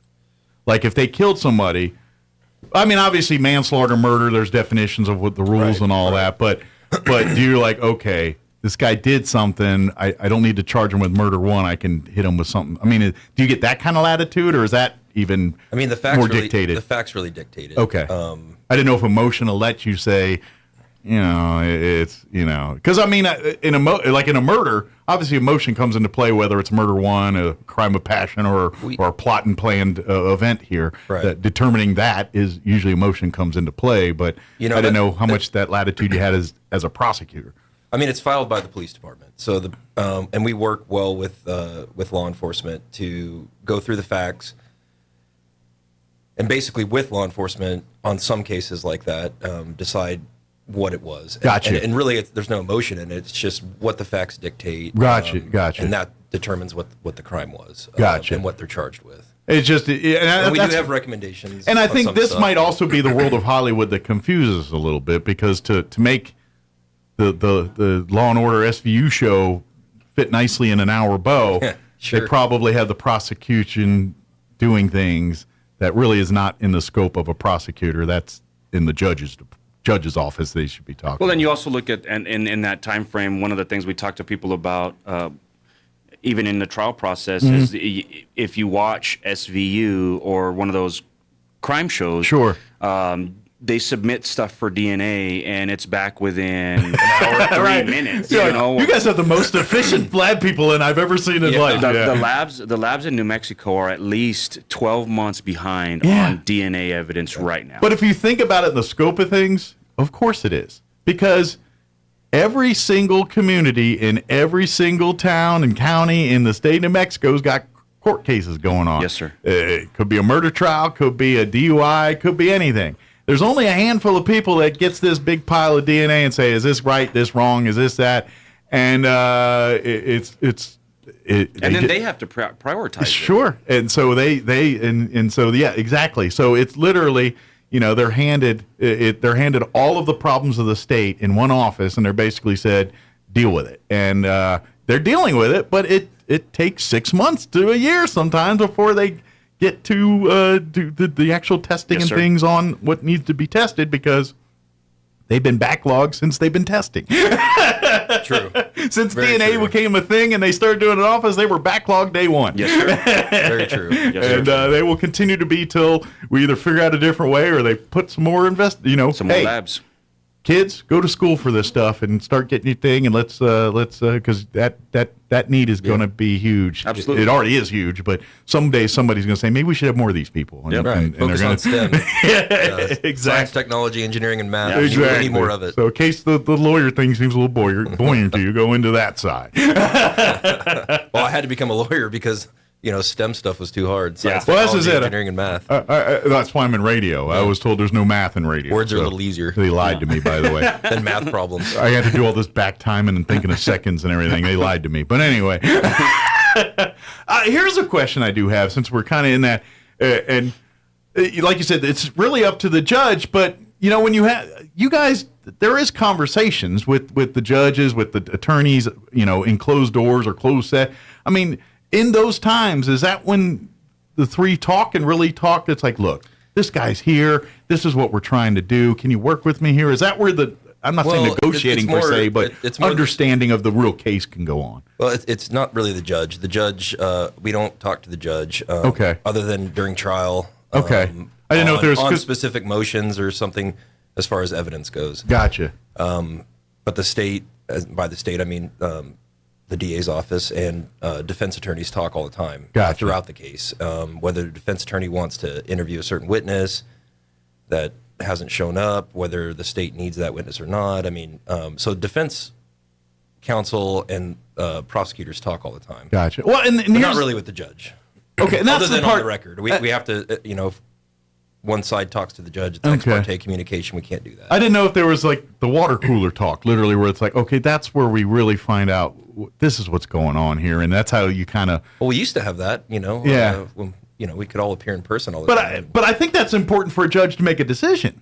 I think the judges should have that information when you know circumstances, and I think most of them do, because 9 times out of 10, when there's cases, they know the history. If there's a history, they know the history because they probably have seen them before. That's just the nature of this job sometimes. And yet, and still, it's at the end of the day, when these guys are in trial and talking with the defense counsel during trial, and it goes to sentencing, and the state makes a recommendation, or the defense makes a recommendation, or agrees to stipulate to the recommendations that the state has made. At the end of the day, it's still up to the judge whether or not he wants to go by those recommendations or not. Yeah, but now I'm curious. How often, though, that say that you and the defense work a plea deal out?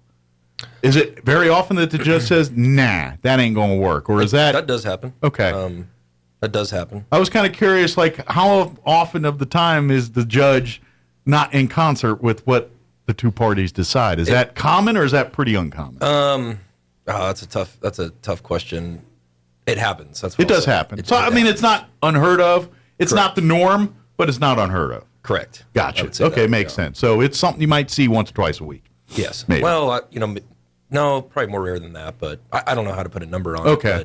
I'm just it does happen. I'm just trying to get an idea for people to just kind of speculate what, is that a thing, or is it pretty much? And they're judges for a reason. I mean, they're charged with doing what they think is right. They wear the black robe. We don't. So I'm just curious because, you're a lawyer and this is just you personally. Would that ever be something you'd want to do? Would you want to be a judge, or is it like, nah, I like doing the lawyer work? I don't know. I like what I'm doing right now. So, yeah.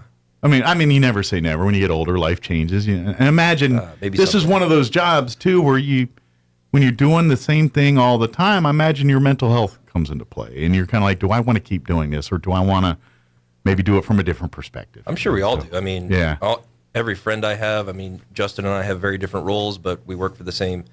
We work in the same district. You hang out in a lot of the same ball pits, basically. Well, but friends in other jobs too. Sure. I mean, mental health for. My brother's in construction. Well, and we are a small world. Degrees outside. I mean, his mental health. I wonder how he's doing. Sure. Yeah, and then I have friends that work in the oil field all the time, and it's the same thing. What I mean, and they're constantly having to worry about gases and things blowing up. And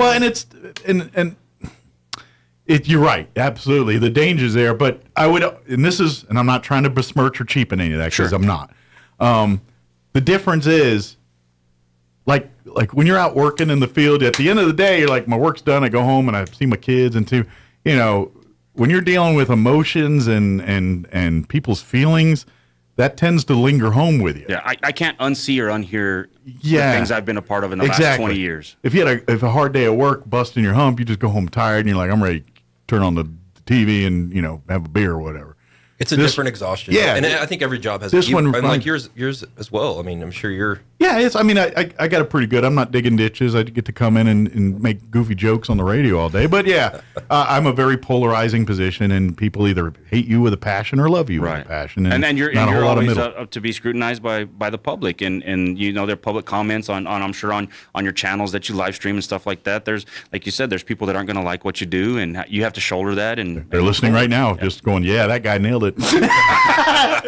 My wish is, why are you still listening? Are you a masochist? Why are you still here? But on par with that, our district attorney Diana Luce does a great job at making sure that there are programs provided for the staff with outlets. Yeah, and we've talked about with her and others in here, and just like, how do you all and really is you all look out for each other. That's part of the deal. Is, and if you need a day off, we take a day off. We talk about military and law enforcement watching your six and stuff. It's the same mindset in the DA's office. Absolutely. And I would imagine it's the same mindset in any office that's doing that. I'm sure the district, the defense offices, they've got the emotion stuff.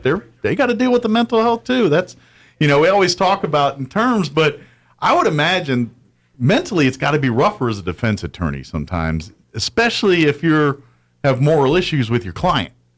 You know what I mean? And I'm sure there's a class in law school that kind of teach you to kind of separate, that kind of stuff. But from the emotional standpoint, and your client is in the wrong here, but your job is to protect them as best you can. Their job is to zealously represent their client. To me, that's harder to sleep at night than what you do sometimes, if that makes sense to me. It does make sense. That's why I'm on this side. and I'm not saying they're wrong or bad, because they're needed. They are. This is the United States of America. No matter how heinous of a thing you did, you have a legal right to a defense. Well, everyone is innocent until proven guilty. Exactly. And so I commend those folks, but I got to imagine some point you're like, why am I dealing with this piece of garbage? You know what I mean? And that's where it's got to be rough. And sure, you have the nights where like, man, I feel bad for that family. We couldn't do more for them. You know what I mean? And that's hard to sleep at night too. But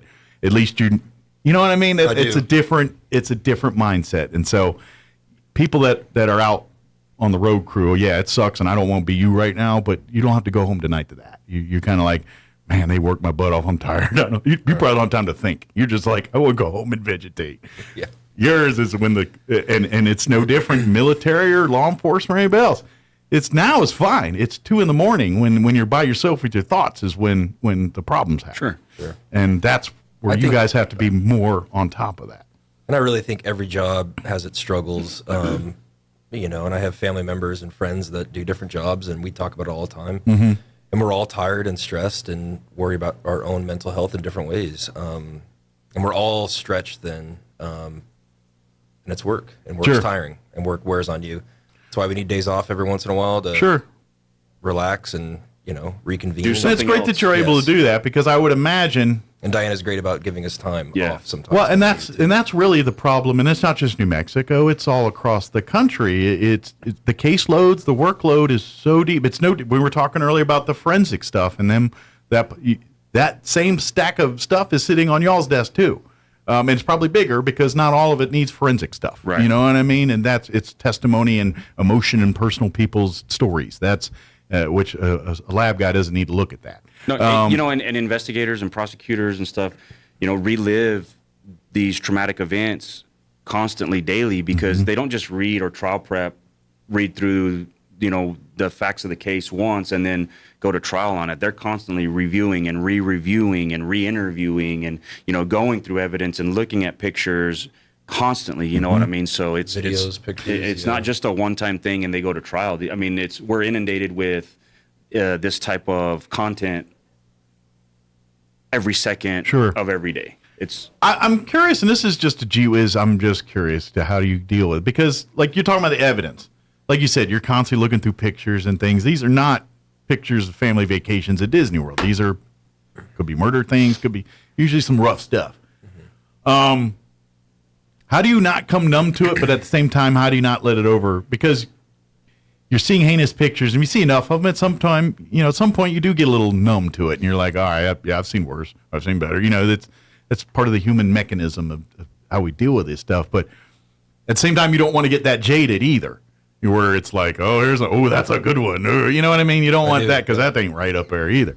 How do you guys balance that? How do you? It's a good question. I'm sure if you had the answer, I'd write a book. But I mean, is it?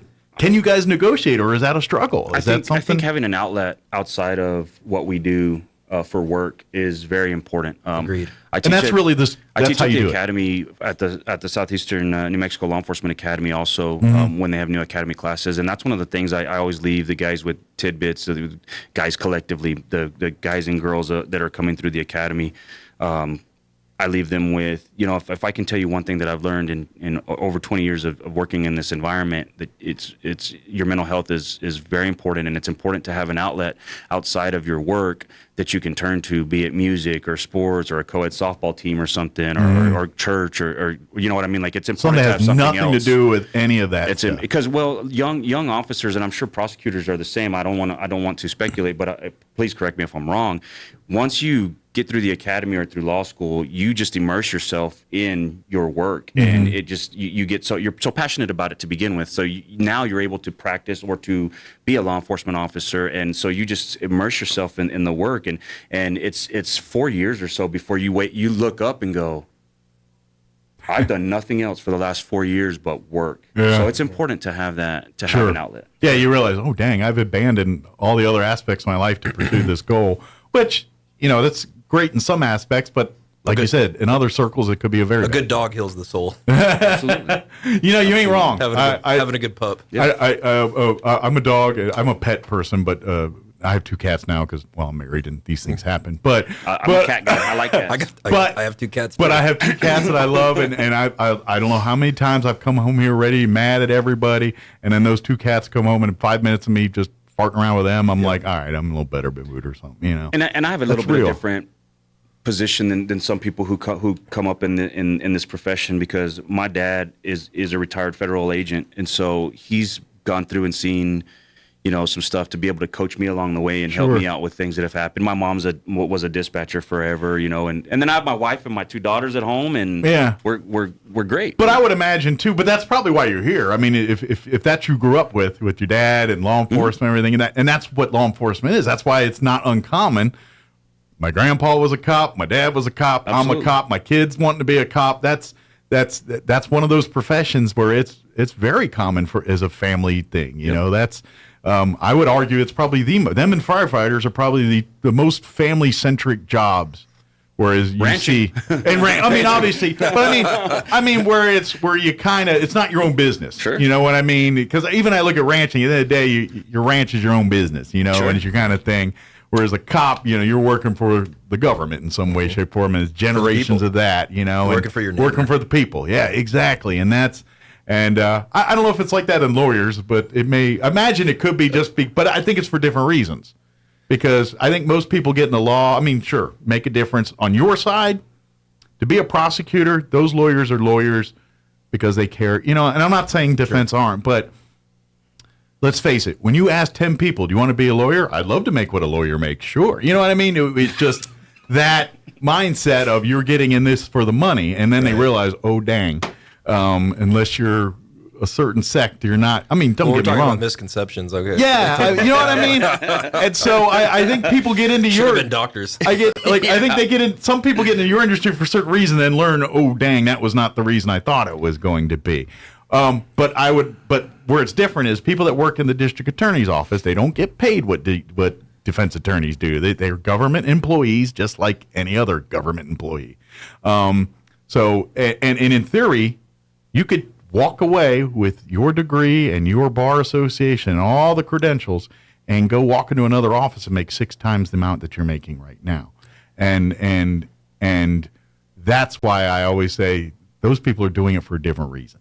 I mean, it could be experience and things, but especially if you have made a career of being in the district attorney's office, your priorities are different than a different. I don't know one prosecutor in our district that's not doing it for the right reasons. Yeah, so I would say that. Yeah, because you always wonder, and it's like, and this is where you watch some of these other, even like when you watch like the OJ case back in the 90s, and I kind of I felt because you're like, you guys are on the biggest world stage, and you probably got the most amenities that you've ever had in your office, but still, you're going up against Wayne Gretzky, Joe Montana, and you know what I mean? Yeah. And against a Heisman Trophy winner. Exactly, literally. But you know what I mean? And so you're a very small fish in a very big pond there, and you've got to play the big fish. And I know that I'm just using that, but I feel like that's a lot of cases where you get the highbrow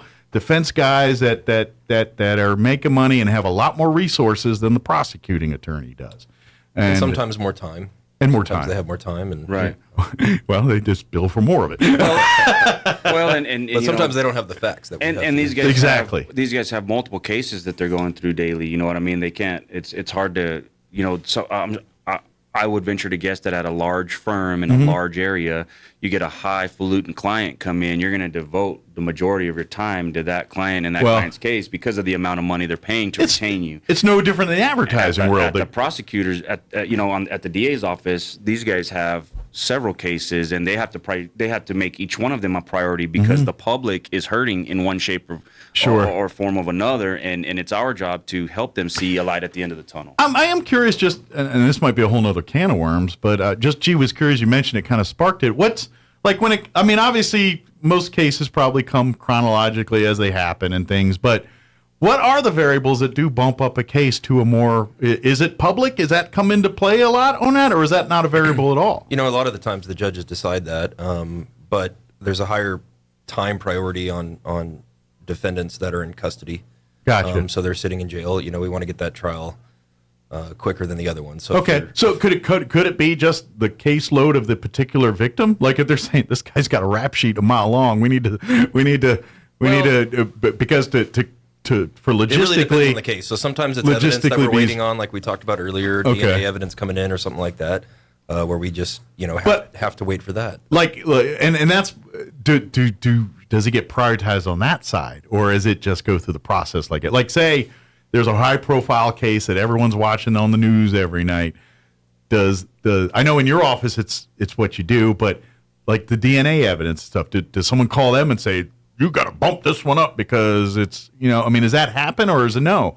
That's not how it works here because it gets here and it gets here when it gets here, and we'll do it in the way it's supposed to be done. So generally, your crimes against people are going to get pushed up higher than your crimes against property. Okay, correct. So if it's more time sensitive, like we're about to lose a person or something like that, that might create a need to bump up a case or something like that. Is that a reason? There's so many variables in this question that's it's hard to answer. I know, and that's why I'm just trying to get. So and I'm not trying to stump you or nothing. Witness that's bedridden or something. That we would try to get that case resolved quicker. The witness is about to pass away or something. Gotcha. I just didn't know I was curious what the variables, and I was wondering if public interest was a variable or not at all, or can it be?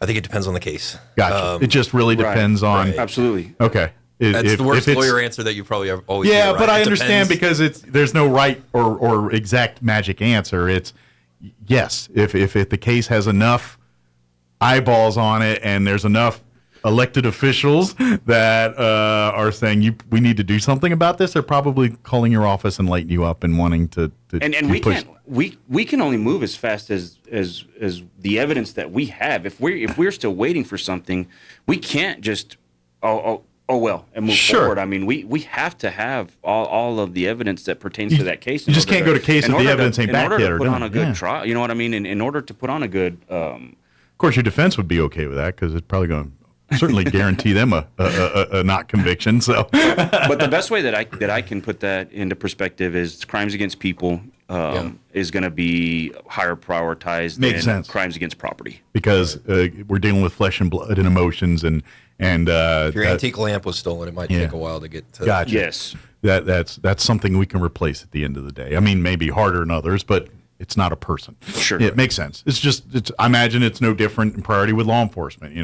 If it's just a burglary afterwards, we don't need to send all the cops. But if it's a robbery in progress, then we're sending all the cops. If you're on patrol and you have two calls come in at the same time, and one's like you said, something that's in progress, or a larceny of Bike camper shed or I just something. got back from vacation. Bicycle or something. Yeah. That's not an Somebody hit emergency. my fence. Right. It sucks and you're mad, but it's not an emergency. Something bad's not going to happen if you don't look into this right now. Sure. Whereas the other Mitigation thing of makes sense. Yeah. And that's one of those things where you decide as it needs to happen. Right. That's called life. Right. It makes sense. And not that it's not important to us, because we know it's important to that person. Sure. Just hang on just a second, because and there's something that's- else important going on over here too. And that's, I think, humanity. That's, because if you have a problem in your world, it's the biggest thing in that going on. And not all the time do we understand that other people don't see that from that perspective. And it's no different than when someone comes to you with a problem and they're all up in your face and you're like, dude, that's no big deal, but not to them. Right. Sure. And just because it isn't to you doesn't mean it isn't to them, and that's where the fight starts, so to speak. And That's then where patience and understanding and that's where you need to come in. as you get older and experienced, you hopefully can say, all right, let me delineate. I understand where you're coming from. A little grace goes a long way. Sure, exactly. It's kind of the thing I was telling my nephews and stuff earlier. They're in town visiting, and I said, you know how successful you will be in life if you're just nice to people? I said, that will get you in more doors. I mean, yes, go to school, get educated, do all those things, but just be nice to everybody. You walk around being nice, you'll find that you get free stuff all the time, and things. People just are nice to you because they're like, I like that person. Yeah. And so next thing you know, you're the guy getting the extra cup of coffee at lunch. You're the guy that it's like, and all you're doing is just being nice to people. You're not doing listening. anything else. Yeah. I said, you don't really. I'm telling, and I tell everybody, young, old, anybody. Be nice. You'll get your foot in so many doors and get so many done just by acting like a nice human being sometimes. Yeah, and sometimes just listening. Yeah. Exactly. 2 ears, one mouth, right? Yeah. I'm not saying there's never a time to fight and time to stand up for what you're right. You should do that when appropriate, but you don't have to go guns blazing every time you walk into a place. That's all I'm saying. What do you mean my hamburger's not ready? You don't need to go blowing up everybody. It's like, all right, no problem. I'll wait a minute. And guess what? You'll find out everything went better. My brother, I think we were in college. We were skiing one time, and somebody opened the door in a rude way or something, and I was kind of frustrated. And my brother said, "You never know what someone's going through today, man." Yeah, and it's really true. I've held on to that for 20 years. Sure. And I imagine, especially in you guys' career field, you see that every day. You're always like, man, how did it get here? And it's like, because you don't know what's going on in someone's head at the moment. If someone just stopped and thought for a minute, maybe this guy's having a bad day, I should back off just for half a second. Read the room sometimes. And that's being nice and reading the room. If you can do that, man, you're probably going to avoid a lot of weird situations and bad things. But that's just advice I've learned as I've gotten older. Yeah, absolutely. We're about out of time here. Is there anything we wanted to talk about that I spaced over or didn't get a chance to talk about? We that have you guys a golf wanted to make tournament. Yeah. We're having a golf tournament. Oh, sweet. Aren't we, Justin? Yes, and so that is one thing that I wanted to let everybody know is that the the office, and I believe specifically the victims advocates and for our Dogs for DAs, which we brought in on the show. Go back and watch. They're really cool. That's getting back to kind of what we were talking earlier about the helping the victims and helping them, and so give all the of this details. goes, all of this goes towards helping fund some of that. And that comes full circle when we were talking about dogs and cats. Yeah, exactly. Yeah, dogs. It's almost like we scripted it. Yeah. But someone else thought that too and said, "This is a good idea. Let's bring some dogs in." The golf tournament is on October 28th. Okay. And you can register at NIMI or call Gina. Okay. At 575-626-2422. It's a 3-man scramble, and they're trying to get 28 teams. Okay. $300 per team for registration, and they'll have raffles and stuff like that throughout. Is there sponsorship opportunities too? If Yes. a business organization wants to be a sponsor, you can do that? Yes, sir. Okay, and I cool. would contact Gina at that 626-2422. Okay. And they have closest to the pin on some of the holes and stuff like that they're going to be doing. And it's a shotgun start at 9. Okay. And the tournament, again, is on October 28th. And you can get more information or register at NIMI or call Gina at 575-626-2422. Good deal. Yeah, generally with those kind of things, if you already have your team, you can go right down into the pro shop there at NIMI and sign up. If you're like, I'm just a guy and I don't have any friends and I want to, or no one that wants to golf with me, they'll put the teams together too. So you got scramble. Tim Vandenbout and Steve Punch at NIMI are helping us organize it. They're wonderful at the golf course. Yeah, you just give them the details and they handle all the shotgun They're so starts good at and it. the golf in and outs. They're a well-oiled machine in their realm. There you go. Yeah. Are any of you guys golfers? I don't know. I would call myself that. Yeah, exactly. Do you like to whack a ball around on the grass? This is a 3-man, and about one of every 3 shots for me is good, so it should work out all right. I can hit the ball far, but not straight. Yeah. It'll go. Like I'm at the driving range, and I'm a lefty, so I'll be at the complete right end of that sucker, and I'm still hitting the net, shanking it to the left. Because it's so crooked, but it's far out there. I just don't know how golf is so hard. I mean, the ball's not moving, but it is. It's like chess, But so it's easy, but so hard. You know what I mean? It's the same thing. But and October 28th should be nice weather. It's good not going to deal. be 111 outside. Yeah, it'll be nicer. So sign up through the NMMI Pro Shop there. Although you might make a deal, like if you get people that get prosecutors, like, hey, I'll cut you a deal if you sign up for the. Maybe we can work out a few of those. Not the violent crimes, but these speeding ticket people and stuff. We'll move your fine to the golf tournament. How about that?